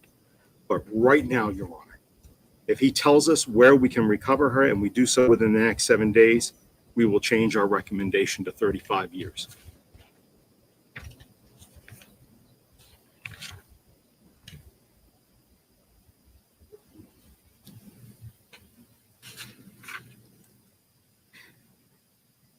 Since that offer has been rejected, Your Honor, that is yet another reason why the minimum should not apply. What I just said was not a stunt. It was not a theatrical event. I stated in closing arguments that there are moments in life where we are tested, where our failure or our success lies in whether we do the right thing at that moment in time. And time again, and about 30 seconds ago, the defendant chose again to be heartless and immoral and selfish and unapologetic, which for the purposes of you deciding his punishment and rehabilitation and his deterrence and coming up with the right sentence for him means that he has just yet shown you again in this courtroom, and for anybody else, that he is heartless, immoral, selfish, and an unapologetic murderer of his own child.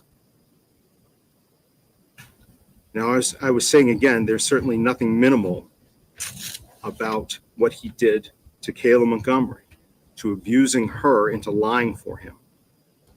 There's simply nothing minimal about what the defendant did to Harmony and what he did afterwards. And that's why now, having just...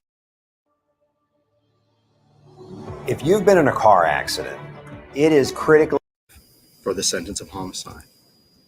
You should impose more, but 45 is a bare minimum that this defendant deserves for what he did to Harmony. She is gone forever. She didn't get sick and get old and pass away. Something didn't just happen that night. He happened. She wasn't able to be surrounded by the people that loved her. And instead, when this court determines punishment, deterrence, and rehabilitation, it should consider that Harmony died in pain and in fear under a blanket. And nobody deserves that, especially a 5-year-old child. And that kind of death is different and weighs in favor of more than the minimum sentence here. You can, if there was a thief here, you could order the return of stolen property, or you could order restitution. When you sentence a defendant for an assault case, the victim can receive treatment and compensation for her injuries. But in a murder case, there's nothing directly that this court can do for Harmony. She's already ultimately paid the price of the defendant's anger and cruelty and frustration. But what can be done is recognize the value of her life and the terrible way she died by giving the defendant a significant prison sentence, something more than just the minimum. and certainly not the sentence that the defendant may ask you for in a few moments. You can make sure that he's not going to hurt another child. You can do that for Harmony.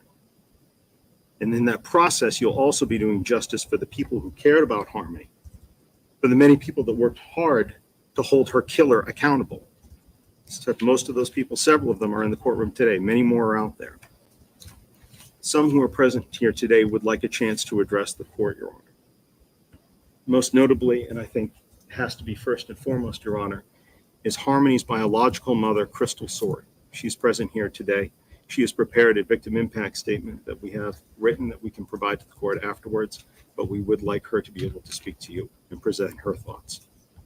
Should we do so? Oh, this is going to be heart-wrenching. Okay. Thank you.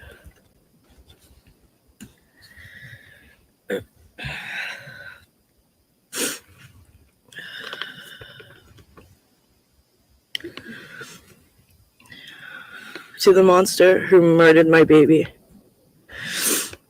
I did not kill my daughter, and I look forward to trial to refute those offensive claims. That is all you have said about my sweet daughter's life. Another lie, like all the other ones you've told. Like the cover story you told that you dropped her off with me, knowing full well and good if you had, she would be thriving right now. Not beaten and stuffed in a CMC bag where you put her. She had a life worth living, unlike your own. And it bothered you to your core that she was nothing like you and everything like me.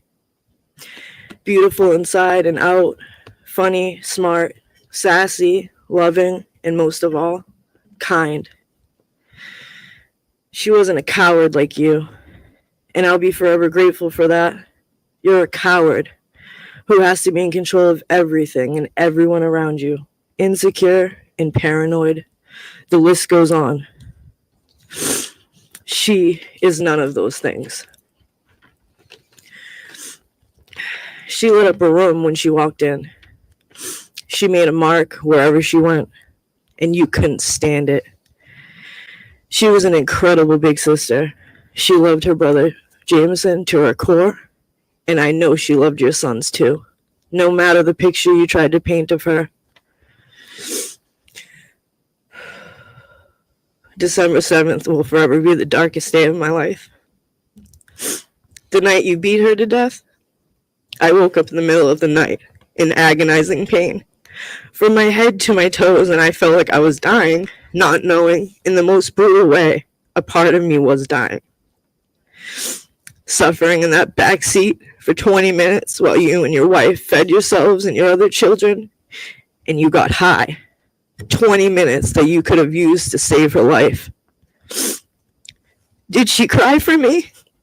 Did she scream? Did she beg you to stop? I'll never know. Because like I said, you're too much of a coward to tell the truth and do one good thing for Harmony. You may have taken her physically from me, but she is always, always with me. And I will forever look for her until the end of my days. But I hope that every day and every night you are on this earth, you hear nothing but my baby's giggle. I doubt you ever heard it in this life. All she knew with you was misery and fear. I hope you hear her sweet voice telling you to stop hitting her over and over, or how she looked the very last time you saw her, broken and bruised. You were supposed to protect her, yet you did the opposite. Harmony wasn't anything to you but property that you could throw away when she was more of a burden to you than a meal ticket. Your hatred for me led you to act on your monstrous, controlling ways, and you took her because you just could not let her come home where she belongs.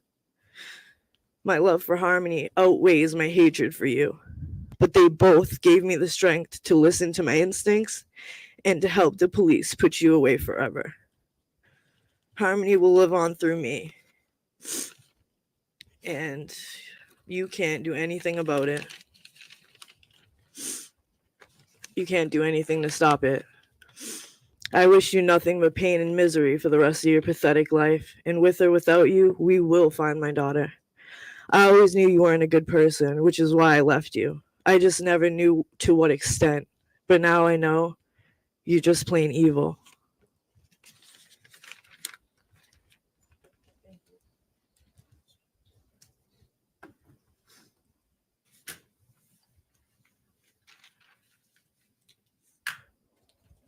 Your Honor, in addition, another member of Harmony's family was Miss Brittany Sorey, her aunt.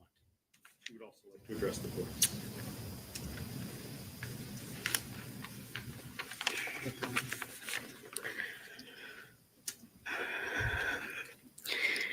To the most vile human on the planet, the day Harmony was born is the day that will forever feel like it was just yesterday. My sister was in labor and you were in prison. Always keeping you posted. I remember that phone call with you right after she was born, and they were both in the recovery room. I was talking you down from how scared you were because you just wanted to be the best dad.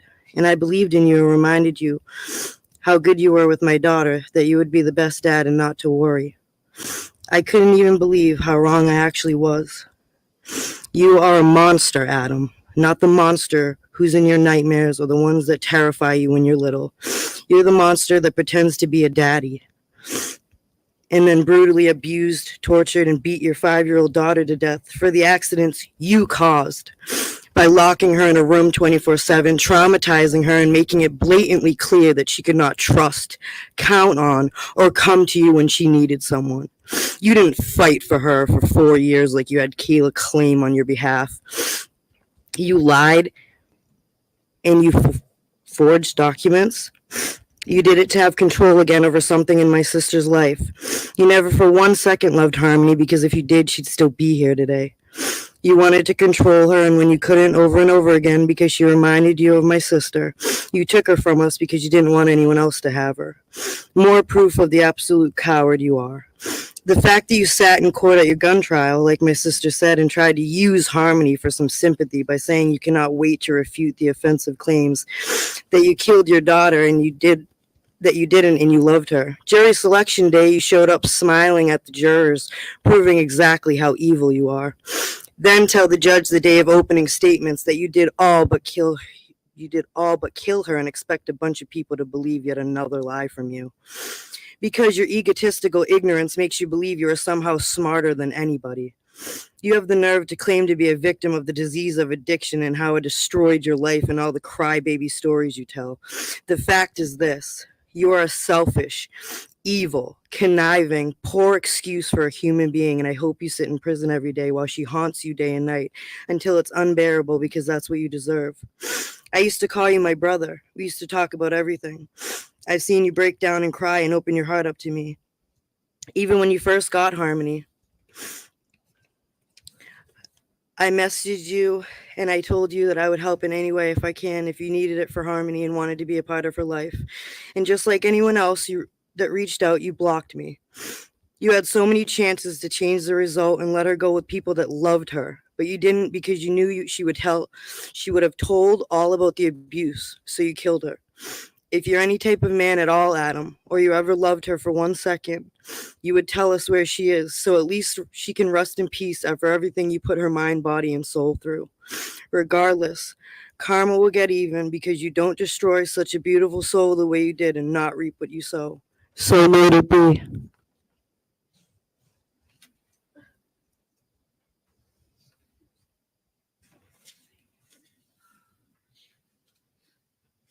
One of the other individuals in this particular event who is not present here in the courtroom today, but is the victim of the crime, that is the victim of the crime of witness tampering, is Ms. Kayla Montgomery. She has prepared a statement. You've submitted there. We will be submitting that to the court as well. It has been provided to the defense counsel.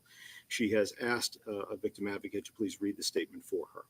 If the victim advocate could please state her name for the record, and also the Kayla Montgomery's statement. Certainly. My name is Amy Van Auken, and I'm reading a statement on behalf of Kayla Montgomery. Goodbye. I wanted to write a letter to you because it's the only way to tell you how I feel. I don't know about you, but I need some kind of closure. I will forever have a place in my heart for you, whether you believe me or not. You were my best friend, my husband, the person I chose to spend the rest of my life with. You are the father of our children we have together, and I'm forever grateful for having them. I will never forget the birth of our first son we have. That was one of the many best days of my life. We had just gotten married and started a family of our own. I'll never forget when your grandmother said to me, "You're the best thing that has ever happened to my grandson." I will always remember the births of all the children we have. Also, when you stepped up to be a father to Harmony. You worked so hard to get custody of her, and it took a few years, but you got her. I won't forget the day we picked her up and brought her home. We were so excited. Then, during the summer, was when we both started to go downhill because of relapse. After 5 years of sobriety, that was the beginning of the chaos. By the time Thanksgiving came around in the year 2019, we were losing everything. My job, our place to live, and after living in a car for a few weeks, we lost that. At the same time, Harmony dies because of your anger and hitting her so many times. We didn't even know she passed away until the car died, and we had to take our kids out of the car. She didn't respond. She was lifeless. Then a couple years go by, and during those years, we had to keep quiet about her being gone. You told me to stick with the story that you dropped her off at 6 a.m. at Dunkin's, where I no longer worked at, and brought her to her mother, Crystal, so she could stay there because it was better for Harmony. Then you came and picked me up when my shift was done at 2 p.m. She wasn't in the car. She was with her mother. During those years of having to keep quiet, you started physically and mentally abusing me, accusing me of cheating on you, telling on you, and trying to kill you. The first time that you really hurt me was when you accused me of cheating and had me on the living room floor against the corner of the wall telling me if I didn't tell you that I cheated on you, that you were going to F me up. When I never cheated on you and said that I didn't, you punched me right in the face a couple of times because you said I was lying, and I wasn't. So then I said, yes, I cheated on you so you wouldn't hit me, but you still did anyway. You started getting crazy when we would get high on crack. I told you I did things that I really didn't do because you said if I told you that I did whatever you'd accuse me of, that you wouldn't hit me, and I was dumb enough to believe you. No matter what I said or did, you would hit me, punch me, spit in my face, or would have me in a chokehold and cover my mouth so I couldn't scream. You are not the person I married, not the person who loved me and who never hurt me. It's like I married my father. I never would have thought I would have to run away from you until I knew I had to take our kids and leave you. I'll never forget that day either. It was one of the hardest things for me to do. The last couple of nights after you got arrested the first time, I was sleeping with a knife because I did not know what you were going to do to me. After I found out that you got arrested, I went back to our apartment to grab a few things, and then I made the decision of not going back to live there anymore. I couldn't stay in the apartment after a year of chaos with you in there. Just all bad memories, barely any good ones. We had about 5 months total that year of living there that were good times. Other than that, nothing but bad memories. I'm so angry and hurt by you. I know you probably hate me because I had to do the right thing, but also because of all the bad. Not only did you lose your rights to our children, but so did I. Now I'm going to have to keep fighting for them to at least be back in their lives. You seem to forget you cheated, not me, and you just left the kids and I for some girl, packed your stuff, and left to another state. I called you out on your BS when you were on your way to Maine, and I also called you out for being with someone else months before you left to Maine. You accused me, but you were the one cheating. The day you got arrested on January 2022, you called me and said to tell Kelsey you're sorry about her car. Yeah, right. That's all you're worried about, not your wife and children you may never see again. No apology for cheating on me and making me think I was crazy. So I got to do all I can to get back on track with my life. You caused so much hurt and pain. I don't even know why I still care about you and actually feel bad for you. Oh, maybe it's because I'm not a cold, heartless person and still have some care about you. I was in love with you once. Now I still love you because you're the father of our children. This is goodbye for now. Maybe I'll see you at the future in some point. Goodbye, Adam. And then she lists the day they started their relationship was October 8th, 2015. And the day they married was Harmony's birthday, June 4th, 2017.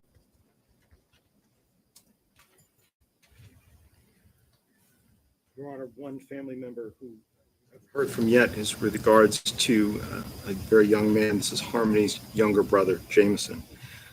He lived with Harmony up until the age of 1, saw her as late as 18 months in his life, Both of his parents are here, Mr. Blair Miller and also Mr. Jonathan Bobbitt Miller, and they have a statement they would like to present.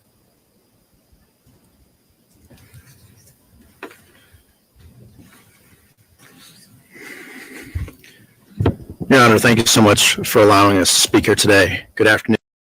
Cook Unity is a direct-to-chef marketplace. Choose from hundreds of weekly menu items. Jameson and my Your Honor, thank you so much for allowing us to speak here today. Good afternoon to you. My name is Blair Miller, and my husband Jonathan and I are here today on behalf of our son Jameson, who we adopted in 2019. He is a 7-year-old boy who came to us from foster care. Jameson and his sister Harmony were in and out of different foster homes together. They seem to be on a path of surviving their troubling relationships, their circumstances together.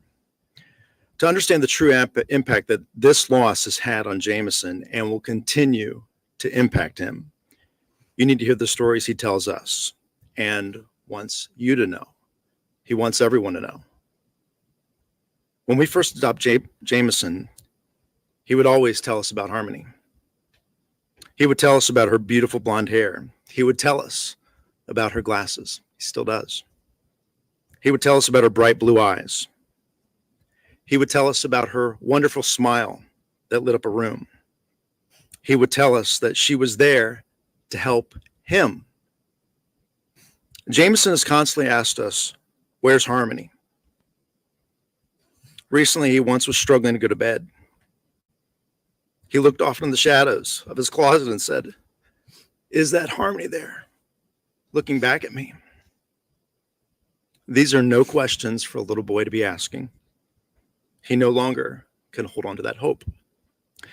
Since learning about the death of innocent and beautiful Harmony, Jameson has suffered. Just a few weeks ago in school, his teacher asked him to draw a picture of his family. He drew a picture of his 2 dogs, his 2 brothers, his 2 dads, but then he put a heart above all of us, and inside that heart was the letter H. He said that was Harmony looking down on us. Jameson constantly asks us, "Who took my sister away?" Adam, you took away his best friend, his sister. You introduced murder into his life and forever created a void that can never be filled. We will never have the right answers for him on this and can only tell him Harmony is an angel now. Jameson will grow up forever wondering how this happened, how his sister, who looked over him in foster care, didn't have anyone looking over her. You chose, Adam, to take our little boy's sister away. You don't ever deserve another choice in a free society. Your Honor, we are asking you to impose the maximum sentence.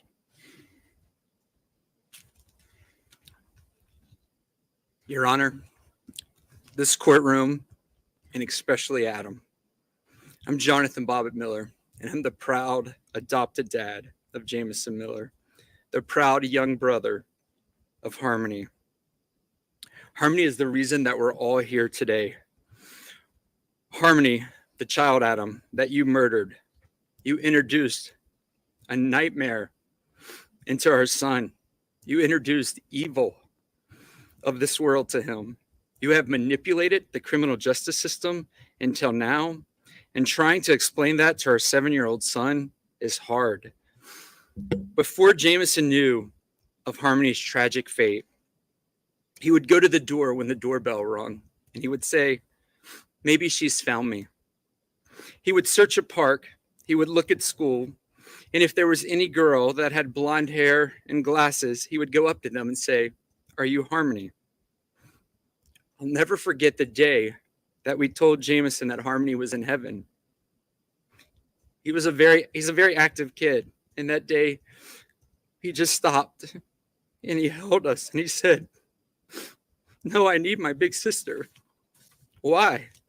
Why did this happen? These are questions that Jameson has had and continues to ask. "Daddy and Dada, what happened to my sister? Why did she die? Why would anyone hurt her?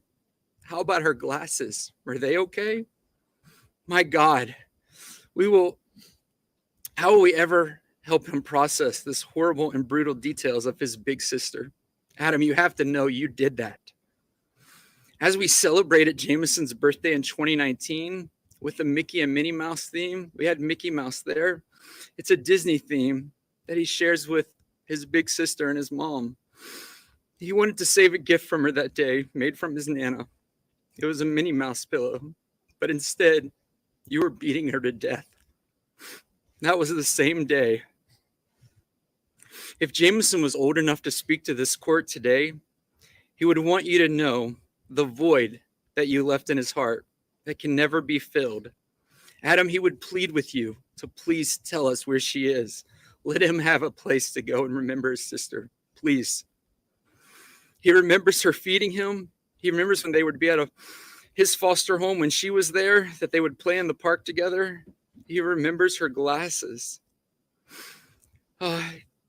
He remembers how proud she was. How do we tell our 7-year-old that you murdered his sister, his protector, his best friend, and you showed no remorse? I wish they could be happy together today. Jameson asked, is she unhappy in heaven? If she can see him, and if we can visit her, why would anyone hurt her? That's what you've done to her son when you beat his sister to death. In our family, we really believe in love and forgiveness. I'm just not sure how to teach her son how to forgive the monster that murdered his sister. We as a family are leaning on God for that. Jameson also knows about the helpers. He knows about this court. He knows about the jury. He knows about the police from the local to federal.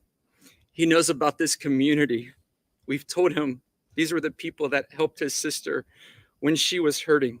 I'd like to share with you a few words that Jameson, as we were talking to him, because he wanted to know, where are you guys going?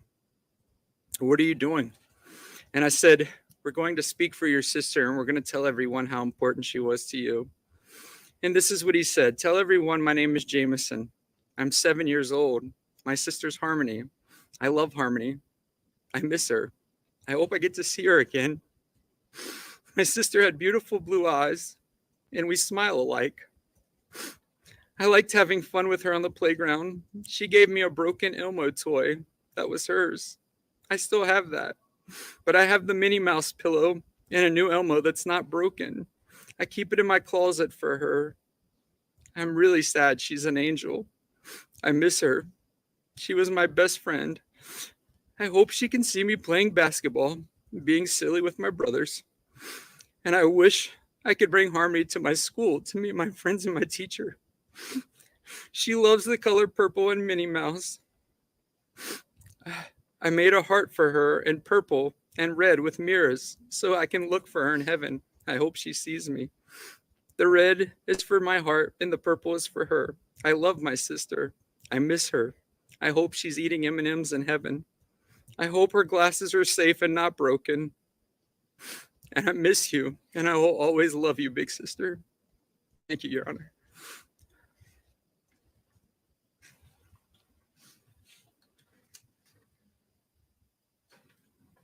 Your Honor, finally, with us today is Harmony's foster mother, Michelle Rafferty. Harmony was alive for 66 months in this world. And for 44 of those months, she was with the Raffertys, Michelle and her husband, Tim. They've both prepared a statement as well and would like to speak with you today. Your skin isn't the same as everyone else's. That's why Agency designed Future Formula, Your Honor, I'm grateful for the opportunity to speak here today. This is truly the hardest thing I've ever had to do. My name is Michelle Raftery, and along with my husband and my 5 children, we had the privilege of being Harmony's foster family. We shared our hearts, our home, and our life with her, and she filled our lives with joy and laughter. We lost a daughter, and my children lost their sister. We grieve for her every day because we thought we'd always see her again. Harmony was full of life and always happy. We jokingly told her that she leaves a sparkle wherever she goes. She loved to be in the middle of everything that was going on, and she never missed a beat. Harmony always had 2 mummies, me and Crystal. but only had one daddy, and that was my husband, Tim. I am beyond grateful Harmony had the relationship with a loving daddy and knew what that relationship should look like. She loved being a sister and had an amazing bond with our youngest daughter. And when our second daughter had her baby, she was delighted to be an auntie. Harmony was a friend to everyone, but she also had a best friend named Dominic. She loved going to church and loved going to school. She loved Minnie Mouse, playing outside, playing dress up, playing house, and loved to cuddle. She had a large community that she loved, and they loved her. She was kind and compassionate and always willing to share, even her Oreo cookies and favorite doll stroller. Since everything came to light, I have had trouble sleeping and concentrating. We had to explain to our children things that we never wanted them to hear and explain to them why a father who was supposed to love and protect her was being arrested for murder. Your Honor, I'm asking you to give Adam the fullest sentence. Adam is hateful and selfish and continues to be so by not telling us where her body is. Adam knew he could have brought Harmony back to us. He had options, but always chose himself each time. He never put Harmony first. There were consequences for his actions, and he will have to live with them the rest of his life. Our family is strong and beginning to heal by the grace of God. We know Harmony is safe in the arms of Jesus, never to be hurt again. So despite the evil brought to light in this trial, we will continue to move forward in love because love wins. Thank you, Your Honor.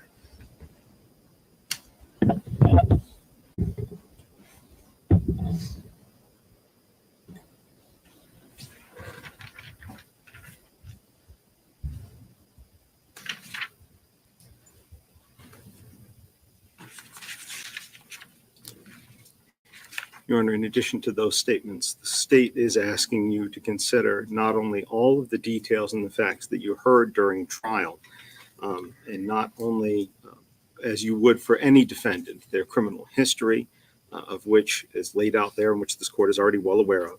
But we are also asking the court to take into account 2 additional charges which are still pending. Firearm that was belonging and was owned by a Mr. Ewell, and also a high-point handgun. These are 2 charged but not yet adjudicated offenses that can be considered by the court when it comes to sentencing. We did not ask you to take the defendant's murder of his daughter into account at the last sentencing for the other firearms, given that it had occurred before her death. But these 2 not yet tried armed career criminal charges, offenses for weapons belonging to Mr. Ewell, and the high-point handgun should be considered to show that the minimum does not apply to this man. The court is already aware of the defendant's statements to many other people, many other people through many different facets of his life, with regards to being asked where his daughter was and for him to lie to them. This was subject to many different interpretations. The court has discussed this on different different times, and different hearings. With regards to those events, and with regards also to the gun crimes that I speak of, Mr. Ewell's firearm and the high-point handgun, we feel that the state has already shown the requisite level of certainty that the defendant has done these crimes. He's been indicted by the grand jury. We've discussed them. Parts of the evidence that support them have already been presented to the court, but we have also asked for Detective John Dunleavy to be present from the Manchester Police Department, who can provide additional information if the court so chooses to hear that. So at this point, I would leave it up to the court's discretion if and when the court should be considering those 2 charges as part of coming up with the appropriate sentence for the defendant today. But he is here in the courtroom. All right, thank you. I don't feel that I need to hear from him at this juncture. If the court feels it necessary to hear from him, I will do so later. Thank you. Thank you. Your Honor, one of the things that you saw during trial were the many different ways in which the defendant tried to conceal his crime, not just physically, but also with false statements and lies to others. Lies as to where she was, as to what had occurred, where it had occurred in the car, where he was at the time. Even lies, as you heard from some witnesses, as to whether or not he loved or cared for Harmony in the first place. You heard and saw the defendant try to sell his lies to anybody that would listen. And why does that matter? Because it's one thing to deny the charges that the state then can hold the state accountable to bring forth proof beyond a reasonable doubt. But it's another one to actively lie and deceive and blame others. And a defendant who does that, like this defendant did, is different and is deserving of more than the minimum punishment.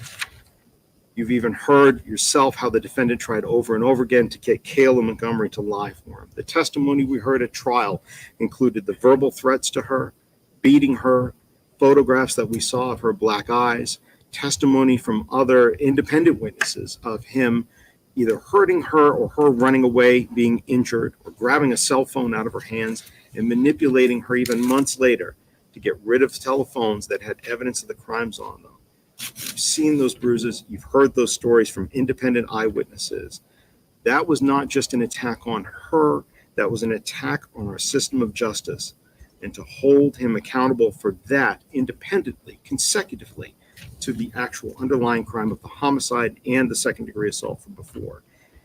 As you've seen in this case, if we don't do that, if we don't hold people accountable for those actions afterwards, then the criminal justice system is failing because it allows defendants everywhere under the concept of general deterrence to think that they can tamper with witnesses and destroy evidence. And if they're caught, well, it'll just be subsumed by the underlying crime. That's another reason why the more than the minimum sentence is necessary. And finally, I'm not going to go into full detail on it, Your Honor, but you've seen in the state sentencing memorandum, there are 3 cases that are on point and when looking for comparison here. And those are State versus Caitlin Marin, State versus Mark Heath, and State versus Chad Evans, all cited in our sentencing memorandum. In those matters involved individuals who were convicted of reckless second-degree murder for injuring children. And all 3 of those individuals, either immediately after trial or at sentence review, all had sentences that were in their 40s. And all 3 of those people didn't have the criminal history that this defendant has. And all 3 of them didn't do afterwards to their victims and what they did to their bodies, what he did to Harmony. So in the state's mind, how can the defendant here get anything less for that? His behavior is worse. When we look at that, if and when he should ask for sentence review after today, if they look at that, we don't feel that there's any way that they could equate that his behavior was less than theirs or that his punishment should be less than theirs. There's nothing about this little girl's death or her suffering or what her father did afterwards that can ever be classified as minimal. He is still determined 5 years later that she have no peace, no justice, no rest. So the state is asking you to do what justice requires, and that's nothing less than the state's recommended sentence. Harmony deserves it, her family deserves it, the people of the state deserve it, and definitely this defendant deserves it. Thank you. Thank you. Attorney Smith? Thank you, Your Honor.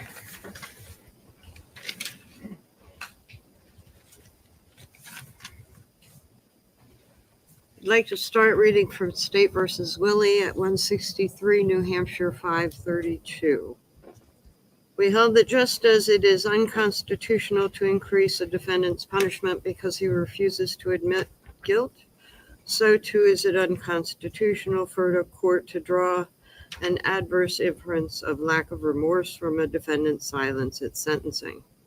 Because the only affirmative way for a defendant who maintains his innocence through the criminal process to express remorse at sentencing is to forgo his right to remain silent, using a defendant's silence at sentencing to infer that he lacks remorse generally violates the defendant's constitutional privilege against self-incrimination. The state said that their offer to reduce or offer a reduced sentence of 35 years if Adam Montgomery took particular action within the next 7 days, and his reaction to that reflected heartless, immoral, no remorse. You can imagine, anybody can, that somebody walking into a sentencing hearing for something where he maintains his innocence that he did not do would be a difficult situation. that person would be assisted by his counsel, who would understand that being vilified for something that you didn't do would be difficult, who would understand that when people are trying to throw him away forever for something that you didn't do would be difficult in the courtroom. The state was doing a stunt. They were seeking a reaction today from Adam Montgomery in the courtroom by their stunt for something that they said, give us 7 days. And then Mr. Montgomery, acting appropriate with his counsel's representation, was called heartless, immoral, and no remorse. Mr. Montgomery does not have to express remorse here for something where he maintains his innocence. It would violate his constitutional rights against self-incrimination. And talk a little bit about the use of priors as argued in the state's memorandum to elevate what is a sentence as a mandatory minimum that is extraordinarily high. And it is high because anytime a child dies, an innocent child dies, deserves a strong punishment. And the legislature has spoken with a mandatory minimum of that punishment. The lack of rehabilitation is what the priors are put on for. I don't think anybody can permit what another person would be like after 35 years of incarceration. To assume the lack of rehabilitation for prior records that occurred from the time that Mr. Montgomery was quite young, that many, fueled by drug and drug addiction that was introduced to his life by some of the very witnesses, family members, wives, who participated in maintaining his addiction and in a lot of the conduct that he did in the prior record. He is worthy of rehabilitation, especially after what would be the mandatory minimum under this sentence. The use of the remaining charges also are inappropriate here. You did not consider the charge of homicide at his prior sentencing on the armed career criminal charges that he faced May a year ago. But you did consider the armed career criminal charges, or at least you didn't indicate that you didn't, and the state certainly argued that they should be considered as well.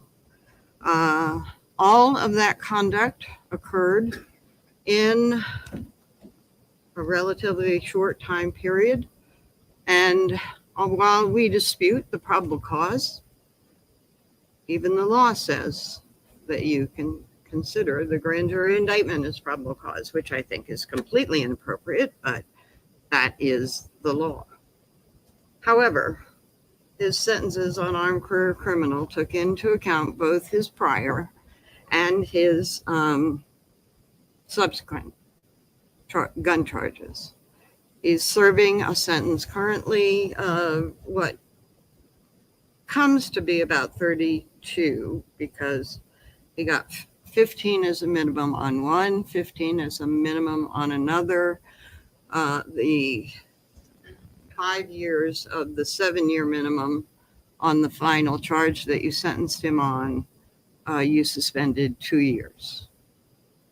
Didn't even totally give him the max on that, but certainly increased his sentence in your evaluation of his prior conduct, as well as the pending gun charges.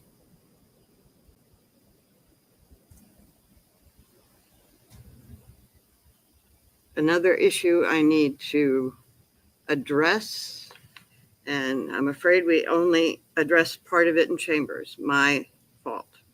The names of the no contact order I don't have, so we don't have a position on that as far as the names.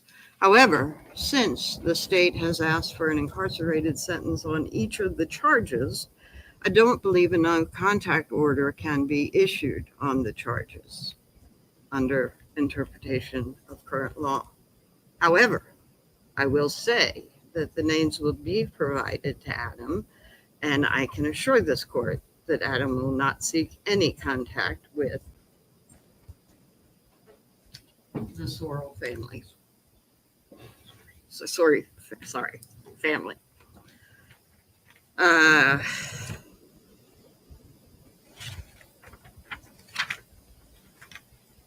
So, what do you do for sentencing Adam Montgomery? Adam Montgomery does not dispute the time sought by the state for abuse of corpse and falsifying evidence. The state has requested maximum sentences on that consecutive, and Adam does understand that it in fact affected the investigation and that behavior affects justice in the court system. And he does not dispute the sentences requested by the state on that. However, while he maintains his innocence, he also knows that you will be sentencing him on the other charges because he has been convicted, and any other action he takes will have to be after sentencing. So as to the other charges, while he maintains his innocence on each of them, he can't offer a sentence because no sentence would be fair for him to say that they would be fair when he is maintaining his innocence and he did not commit those charges.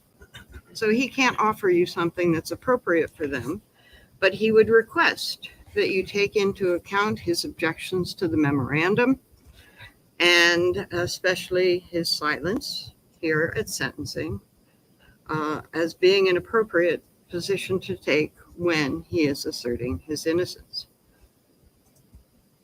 We request that the court issue a sentence that is less than what the state has asked, and that it make the remaining charges concurrent with abuse of corpse and falsifying evidence. Adam Montgomery did not kill his daughter, but when he discovered his daughter's death, he broke, and he did inexplicable things. Even he can't explain his actions, but eventually he pulled it together and he was able to say goodbye to his daughter. And that's what he did. I may have a moment, Your Honor. Yes, you may.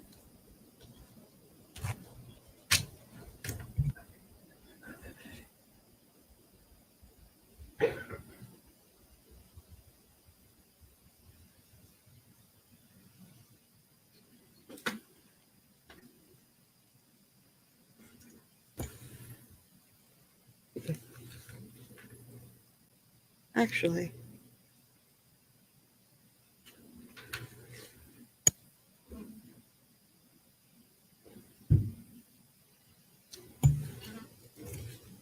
my co-counsel has reminded me of something, and again, this was something that was not in the sentencing memorandum, and it was last minute, and it is the stunt that was pulled by the state, and it is that plea offers, responses, negotiations are inadmissible, and I think that they are inadmissible for any purpose, including sentencing. Certainly, I know in other cases, if I was to say the state offered something pretrial and now they're seeking twice that, the state would shut me down under that rule, which 410.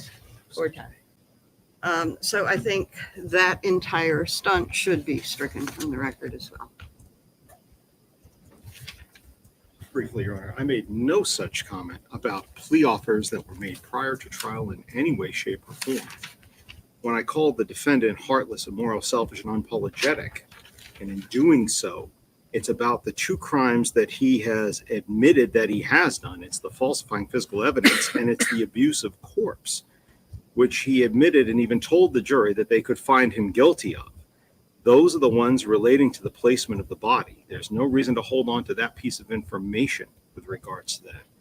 The statement is not offering anything because this completely lies within the hands of the court. The statement is to make the change of what the state's recommendation would be. It's not an offer of a guaranteed sentence in any way, shape, or form. And again, it's on those charges, the one where he does not maintain his innocence anymore, falsifying physical evidence and abuse of a corpse. I think just separately, Your Honor, with regards to the victims that the state is asking for the no contact order, that would include Crystal Sorey and her family, Sorey. That would also include the Miller family, Your Honor, and that would be Harmony's brother's family, and as well as the Rafferty family. I can provide those spellings to the court monitor afterwards. I think those are the only additional things that the state wants to add. Attorney Gotti, what do you say to the state v. Toll issue that's raised by the defense about the no contact order on stand committed sentences, where all of the sentences that you're asking for in this case are stand committed, but you're also asking for the no contact provision? Your Honor, I think with regards to that, rather than to prolong this particular hearing, the state would then also ask for a $5,000 fine on each felony for that to be suspended for the period so that the no contact order can be obeyed during that time period. And if he violates the no contact order, then that could be imposed. Suspended for what period? I would say suspended for a period of, well, on the 2 Class B misdemeanors, I would say suspended for at least a period of 7 years upon the beginning of that serving of that sentence. And for the charge of second-degree murder, I would say beginning on for a 20-year time period, beginning when he starts serving that sentence.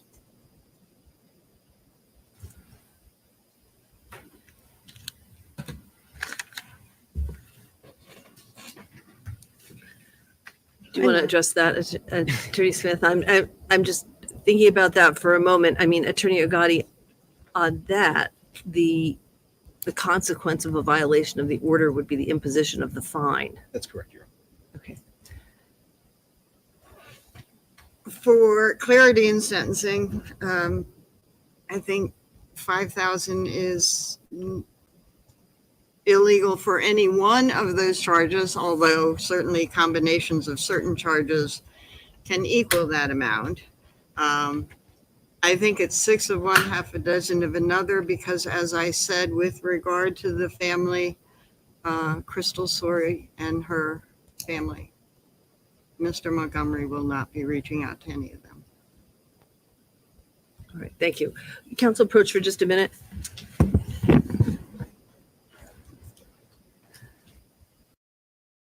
Ever wonder how constitutional carry affects your right to carry and your right to self-defense? We're hosting a 100% free workshop on this topic in your city. It's all about your state-specific gun laws. Yeah, I was so confused for a minute with everything that was going on, but I get it. So now there's a no contact order with Crystal's family. And if he goes against the order, then the fines come into play. So thank you, Allison, for explaining that. Hey, Wiccan. Good afternoon. But yeah, this is crazy. And yeah, Elaine 2.0 is definitely faded on something. She's not her normal self. And I'm going to highlight this comment again by Moon Diaries because for real, that statement was crap. That statement did not belong at this sentencing in this courtroom. It was all about her feelings and everything she went through with Adam. It had nothing to do with Harmony, period. That was so messed up.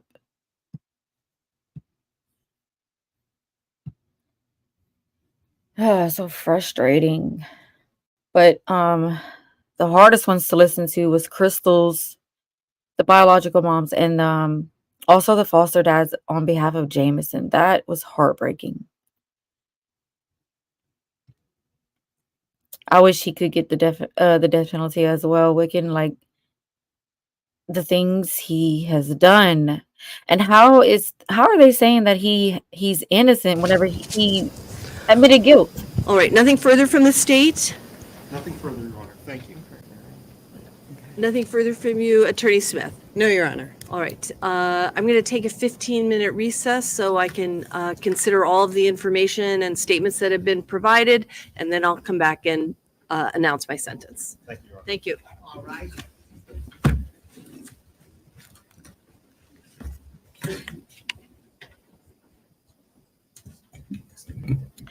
Okay, so 15-minute break until she comes back with her sentencing. So yeah, that's gonna be a long 15 minutes, right? Uh this is crazy. Like Kayla's statement, no, just no. That shouldn't have been allowed at all.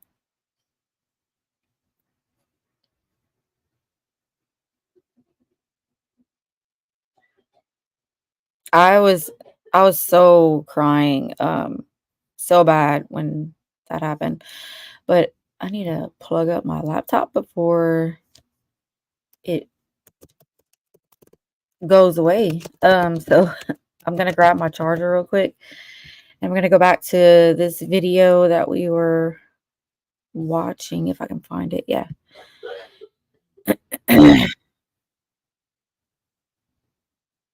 Hold on just a minute, y'all.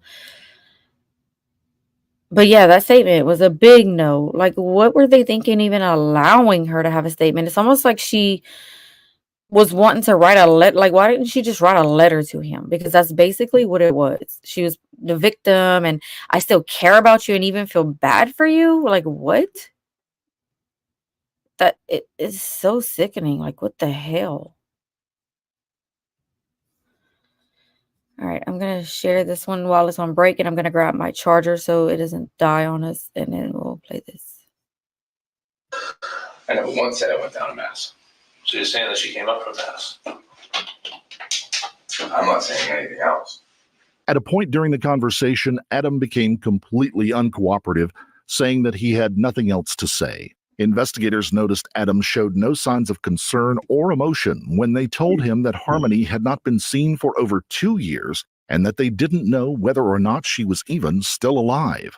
2 days later, his wife Kayla was also arrested for alleged welfare fraud, in which she pled not guilty. Kayla neglected to inform the New Hampshire Department of Health and Human Services that she no longer lived in the same home with Harmony, yet continued to collect over $1,500 worth of food stamps between December of 2019 and June of 2021 that were meant for Harmony.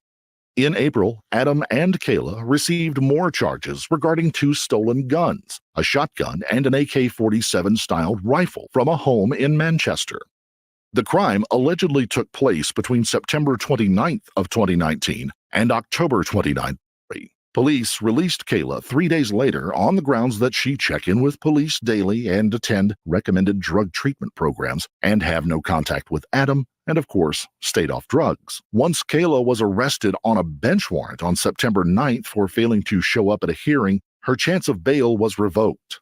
In November, Kayla agreed to a plea deal. This deal required her to plead guilty to 2 counts of perjury regarding her location at the time Harmony went missing. For punishment, Kayla must serve a prison sentence of up to 1.5 years before being eligible for bail. She also must cooperate in future state proceedings, which include the gun theft trial and the upcoming trial involving her husband, Adam. Harmony's mother was very upset to hear that Kayla was getting off so easily. I was upset. Harmony Montgomery's mom, Crystal Story, says she wasn't happy when she heard from investigators this week that Kayla Montgomery had reached a plea deal. I told them how I felt and how this isn't fair and how, she was a part of it. Story says Kayla, Harmony's stepmother, is getting off easy. But as far as I'm concerned, Kayla can rot. According to these court documents, Kayla will plead guilty to perjury charges. She'll serve less than 2 years behind bars in exchange for cooperating in the investigation into Harmony's murder. It means that she's doing it for herself, so she can see the light of day again, so she can one day be free. She's not doing it for Harmony. Kayla will be expected to reveal what she knows in the case against her estranged husband, Adam, who's been charged with murdering Harmony. Kayla has not been accused in Harmony's death or disappearance. There was multiple times where this woman could have stood up as a real woman and mother and done something. Done something to stop it, make a difference, something. She did nothing. Kayla told investigators in June that Adam murdered his daughter in 2019. Crystal says Kayla should have revealed that information a long time ago. Yeah, you want a round of applause because you finally did the right thing? She'll never get that from me. Continuing to search for Harmony, on January 14th, investigators searched an apartment where Adam and Kayla had lived in Manchester.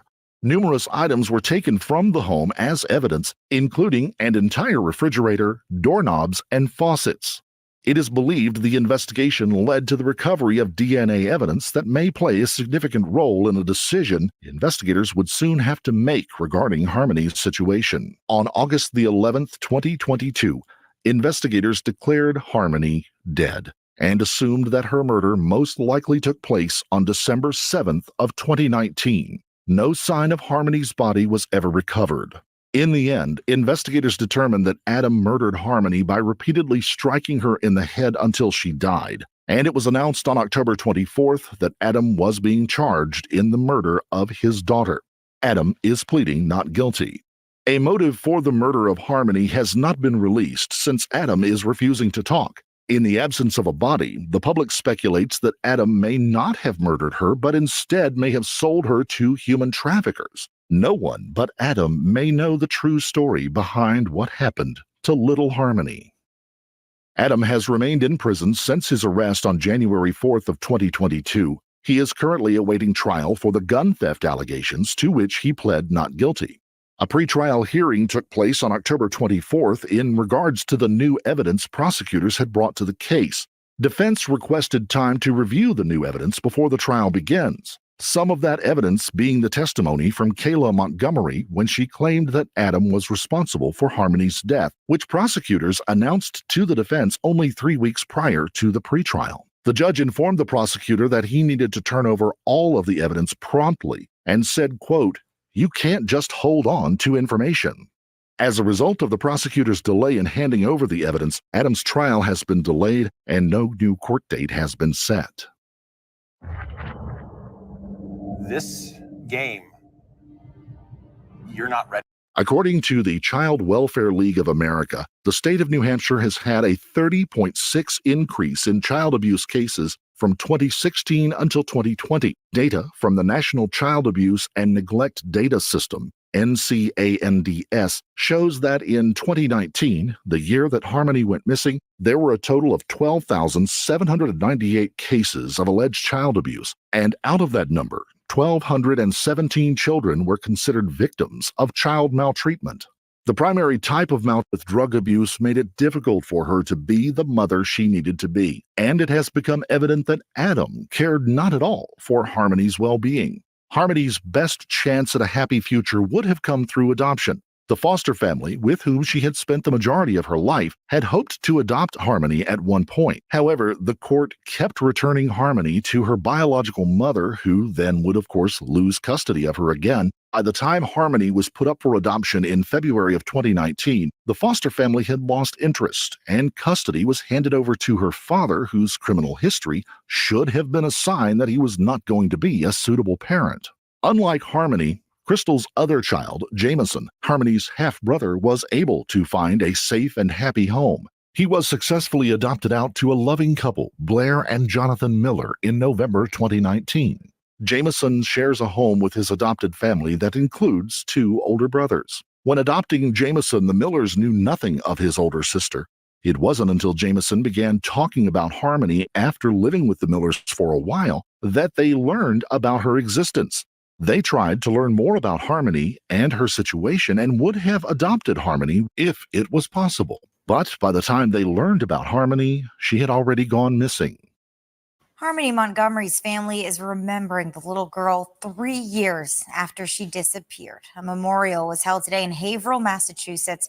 Her mother, Crystal Sorey, tells News 9 December 7th did mark 3 years since her daughter was last seen. In August, the Attorney General's office declared the case a homicide investigation. Talking about memories of her, good things. Try to remember the good things, Of course, you were never going to forget what happened. Sorey says she will hold a celebration of life for Harmony once her body is found. That'll be a private event for family. Adam still awaits his court date over unrelated charges to Harmony's murder, so a court date for Harmony's case appears unlikely to come anytime soon. Harmony's family continues to struggle with their loss, with which they wholly believe could have been avoided had the DCYF and the court system done their job to protect her. While Harmony's family awaits for justice to be served, they continue to hope that her body will be found so that she can finally rest in peace. If you suspect a child is being abused, call or text the Child Help National Child Abuse Helpline at 1-800-422-4453. You can also visit their website at childhelphotline.org. If you found this case compelling, don't forget to like the video, comment down below your take on it, and please subscribe to the channel. Also hit the notification bell. Okay, so that was just a little background of the story. That video was, let me look at the date. So that was a year ago. So of course it's not like an updated version covering like the trial aspect of it. I'm pretty sure there is probably one out there, that may cover some of the stuff that happened since the trial. But we all, those of you that were here, and a lot of people all over across YouTube and different platforms have heard and read the details of the horrible things that happened to Harmony when she was in Adam's care. And, the fact that the state dropped the ball, not the state, the system, handing her back to him with his horrible criminal past, DCYF, deeming everything okay and completely closing the case according to Adam.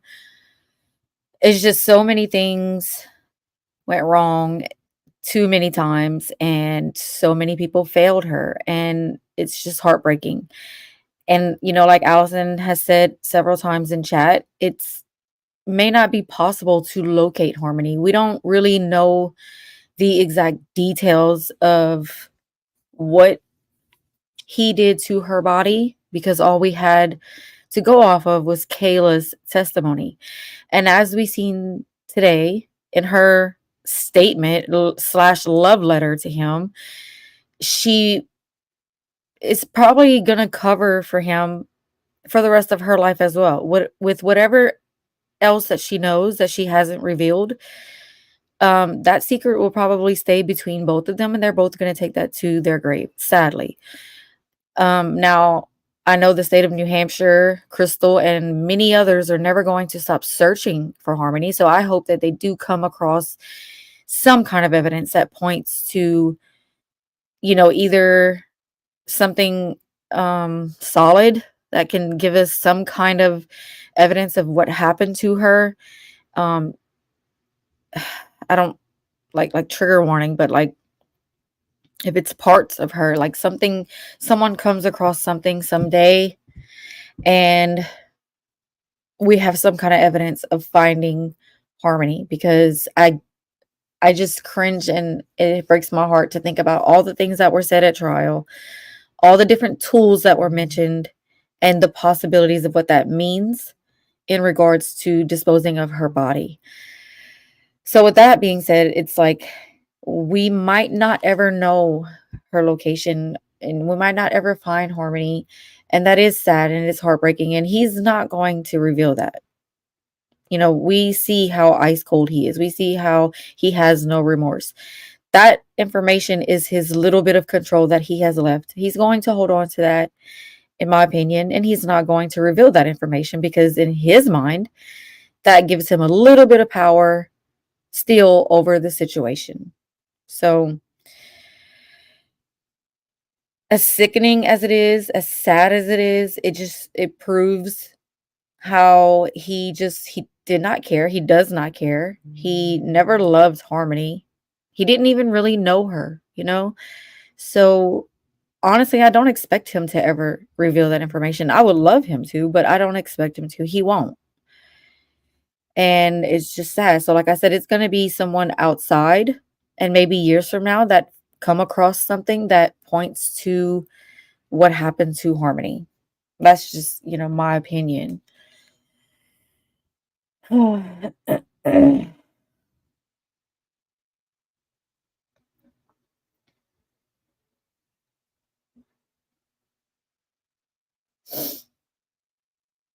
Hopefully they are back soon and on time.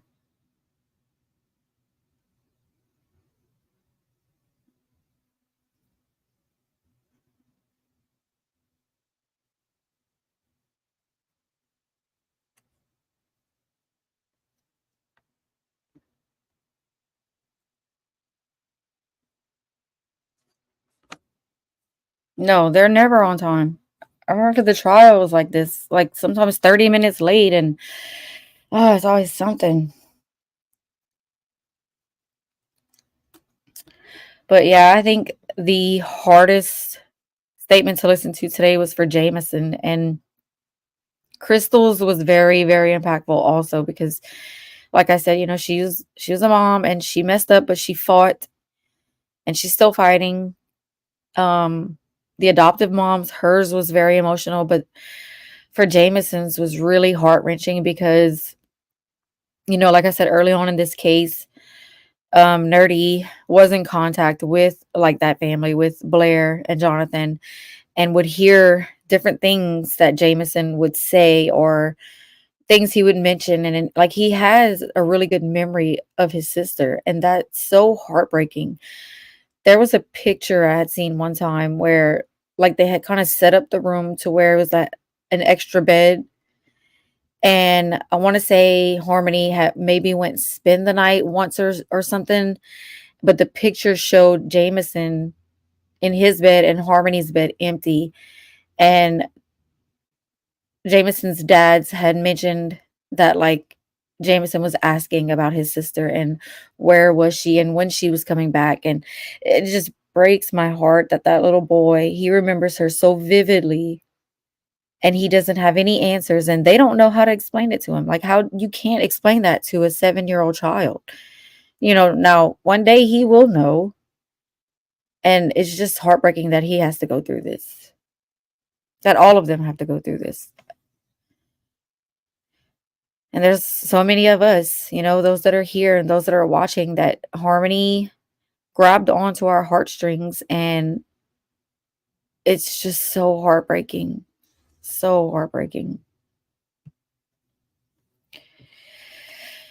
So definitely remind yourselves to do self-care today. Listening to this stuff is heavy. Make sure you're eating and drinking and just go outside, ground yourself with nature, take care of yourselves, and just remember that, this stuff is out of our control. We can watch it and we can listen to it. And the number one thing, at least for me, and I know others, that we can pray for, condolences for this family and for them to heal. But that's really all we can do is, keep her name out there and hopefully this system is held accountable because this doesn't need to happen to any more children.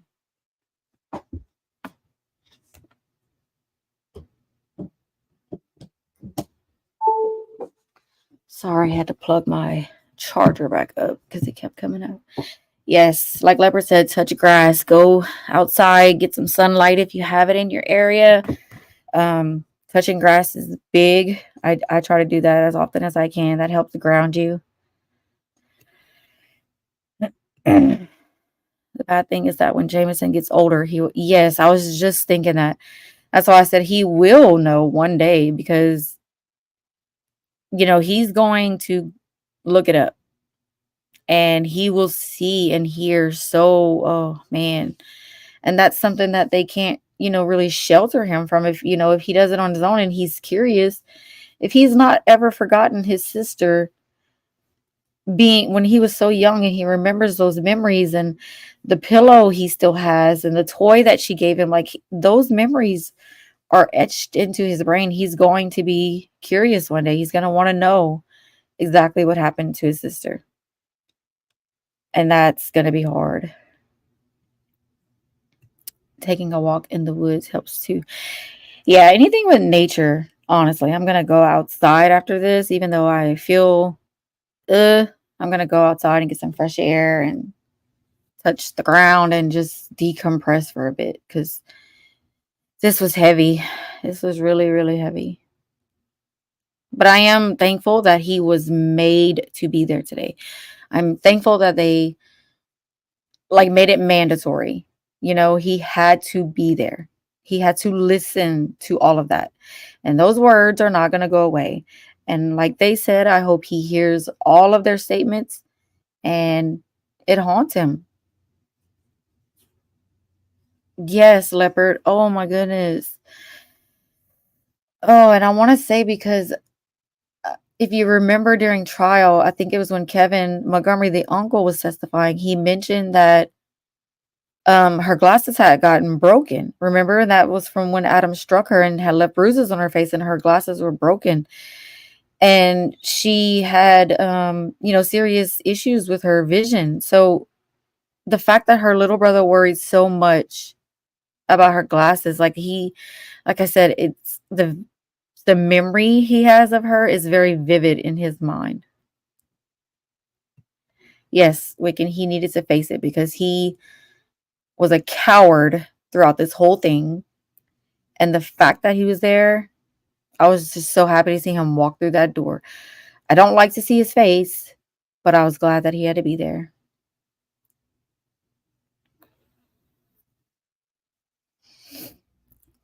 Oh, yeah, there you go, Leopard. Paint the room. Just make sure you're painting it, because if you start thinking about Kayla's thing or Adam, oh, that paint might not. No, I'm just joking with you. Trying to find some humor in this heavy stuff, but yeah, let's just think about Harmony today, and at least justice is being served, and I pray that he gets the max sentence. Nothing works on this acne. Hi. Who? I'm a licensed My gosh, these ads are killing me.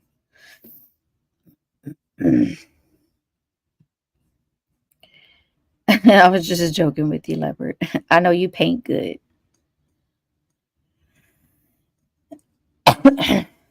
But yeah. Oh, it's so heartbreaking. And then, so Allison, you had looked it up, and Kayla, is for sure out. I wonder if she completed her classes and all that. Yes, I agree, Wiccan. And as far as I know, Kayla also lost her rights, to the boys. Seamus and Declan, that was in the car with Harmony when everything was going down. I think she said at parole that she was going to try to fight to get to see them again or whatever. But honestly, if she can be complicit with everything that Adam did to Harmony, I don't think that she needs to have any children in her care. And that's just my opinion. I mean, you have to be cold-hearted to go along with that stuff, to help participate. You slept under the ceiling where her body was. How? You put her in a stroller with your other two kids and walk down the road to his job so he can, no. She does not need to be around any children at all.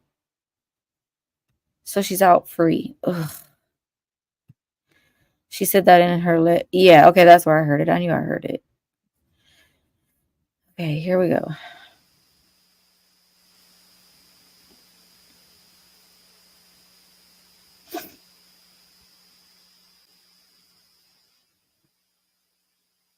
The crimes that you have committed and the harm that you have caused cannot be overstated. You took a human life, And you did so in the most callous and heartless of ways. You robbed a 5-year-old girl, your own daughter, of the life that she was to lead. You stole from your sons a sister. You took a daughter from her mother. You were convicted of reckless second-degree murder. Reckless in this context does not mean something that was an accident. It is defined under law as something that manifests the extreme indifference to a human life. Your extreme indifference to the value of human life is seen in so many of your actions in this case. In 2019, you beat Harmony. In the words of your uncle, her eye was fully black and blue like a raccoon eye, is what he said. Your words, when asked, were, quote, I bashed her around the effing house. And then you hid her from the view of others, and you kept her from those that came to help her. On the date that you murdered her, you didn't hit her once. You punched her in the head repeatedly. You beat her in the car while at stoplights, more than one time. You knew that she was severely injured, yet you covered her with a blanket and didn't check on her until after you took her lifeless body from the car. And then, after her death, you treated her body like it was trash, worse than trash. You did unimaginable things to her body, and all in an effort to save yourself from being discovered as her murderer.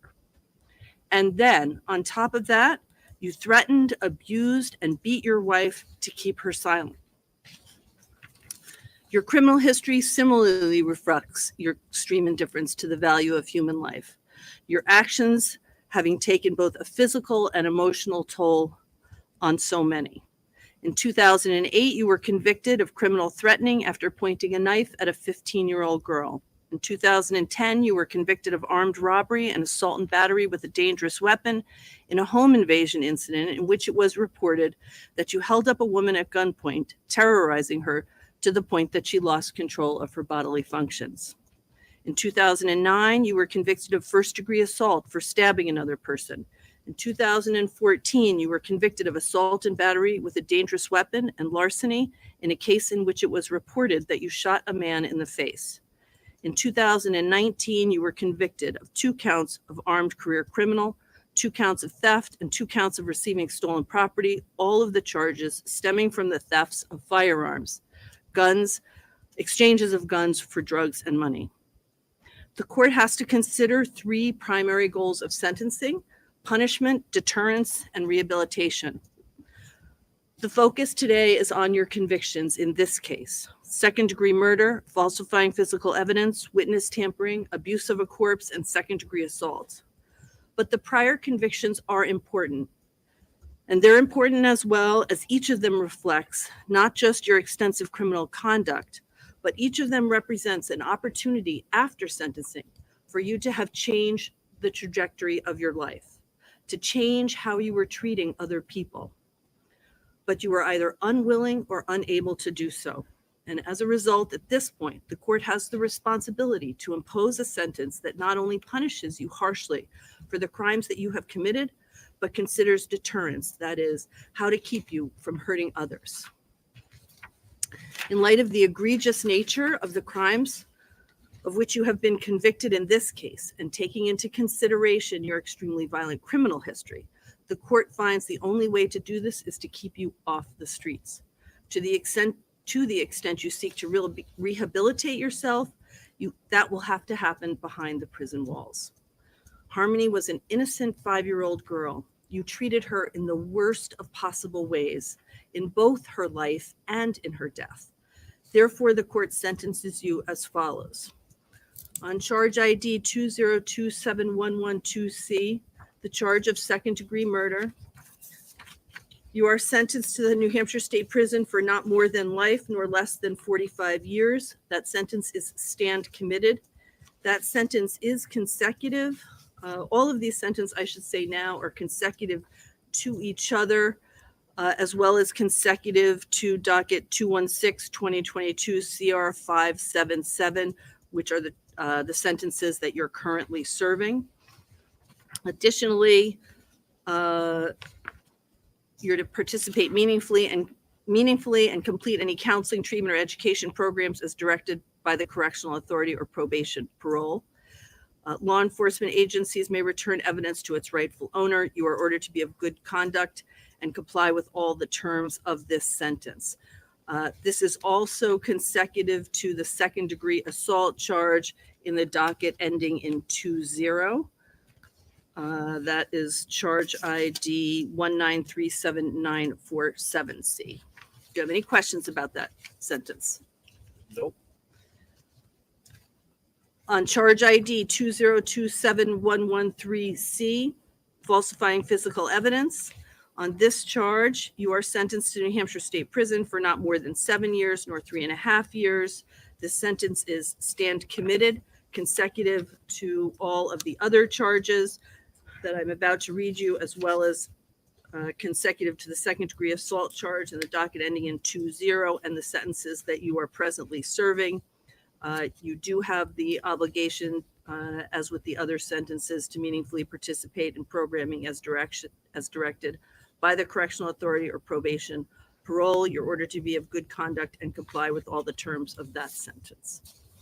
On the charge of tampering with witnesses and informants, you are sentenced to the New Hampshire State Prison for not more than 7 years nor less than 3.5 years. Again, this sentence is consecutive to the additional sentences that I've read to you in that I'm reading to you in this case, as well as docket ending in 2-0 and the sentences that you are presently serving. You have the same obligations for participation in programming, and law enforcement may return evidence to its rightful owner. On the abuse of corpse charge, on this charge, you are sentenced to the maximum penalty of 12 months at the House of Correction. All of this sentence is suspended for 25 years. If it were to be imposed, it would be consecutive to the sentences that I read to you. And on this charge, you will also have the provision of a no contact order, and that is no contact with the Sorey family, the Miller family, and the Rafferty family.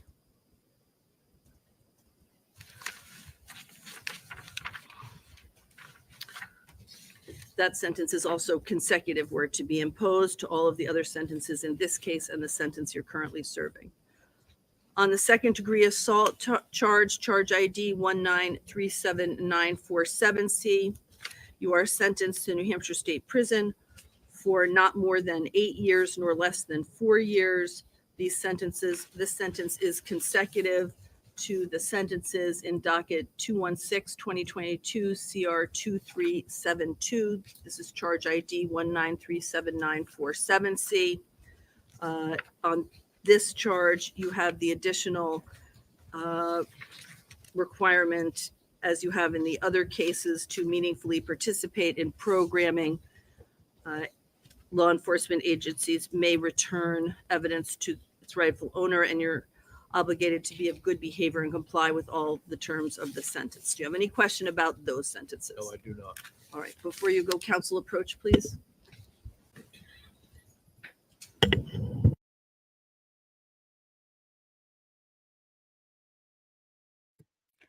Just the way he freaking answers the judge is just so arrogant and makes me just want to punch my computer screen. Like for the first one with the murders, he's like, nope. But yet, whenever they were doing the statements, there was one little moment, and you'd have to go back and go back and watch. But there's one little moment where he kind of puts his head down. That I just Hold reviewed on. with you, Mr. Montgomery, are imposed in light of the extended period of incarceration. The court will also make the finding that you do not have an ability to pay your attorney's fees, so there will not be an obligation for those in these matters. The clerk will now address you regarding sentence review. We're hereby notified that you have the right to apply for review of the state prison sentence imposed on you on May 9th, 2024. The application may be filed within 30 days after the date of the sentence, but not thereafter except for good cause shown. If you file such an application, your sentence will be reviewed by a board of 3 members who will be either judicial referees and/or superior court judges. Review of the sentence may result in a decrease or increase of the minimum or maximum term within the limits fixed by law, or there may be no change in the sentence. A form for making application, if you wish to do so, is set forth below. Mr. Montgomery, this applies for both cases 216-2022 CR 20 and 216-2022 CR 2372. I'll leave those with you. Do you want to sign your name? Yeah.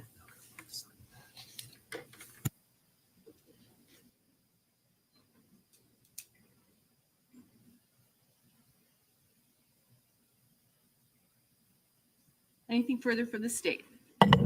State, thank you, Your Honor. Anything further from you, Attorney Smith? No, Your Honor. Thank you, everybody.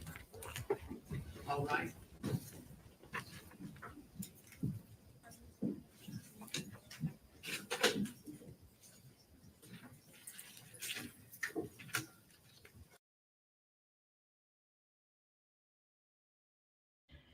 Justice has been served for Harmony Renee. And I wanted to remind those of you out there that may not have known this, but after the trial was over, Crystal Story, Harmony's biological mom, had posted a tweet that said for everyone to please say Harmony Renee instead of Harmony Montgomery because Adam was never a father to her. And so if you ever see any posts from me where I say Harmony Renee, that's the reason why. And yeah, even though we don't have a location, even though he hasn't given up that information, he did get the max sentence. He's not going to ever get out because on top of these charges, he has his other sentencing for the weapons. So he's in there for life. And he can never hurt anyone else ever again. So with that being said, I am going to go ahead and end this emotional live because it was very, very heavy. I thank all of you for being here. I know that there were many other channels and creators live with this, and y'all chose to be here, so I appreciate it. And I love you all, and justice for Harmony Renee has been served. Bye, Adam. You're never getting out, dude. But yeah, love you all, and I hope y'all have a great day. Please go and decompress. Get some fresh air and all that stuff. Make sure you do self-care. You're welcome, Moon Diaries. Again, thank y'all for being here. Love y'all all, and I will see y'all next time. Love you too, Allison. Love you all. Bye.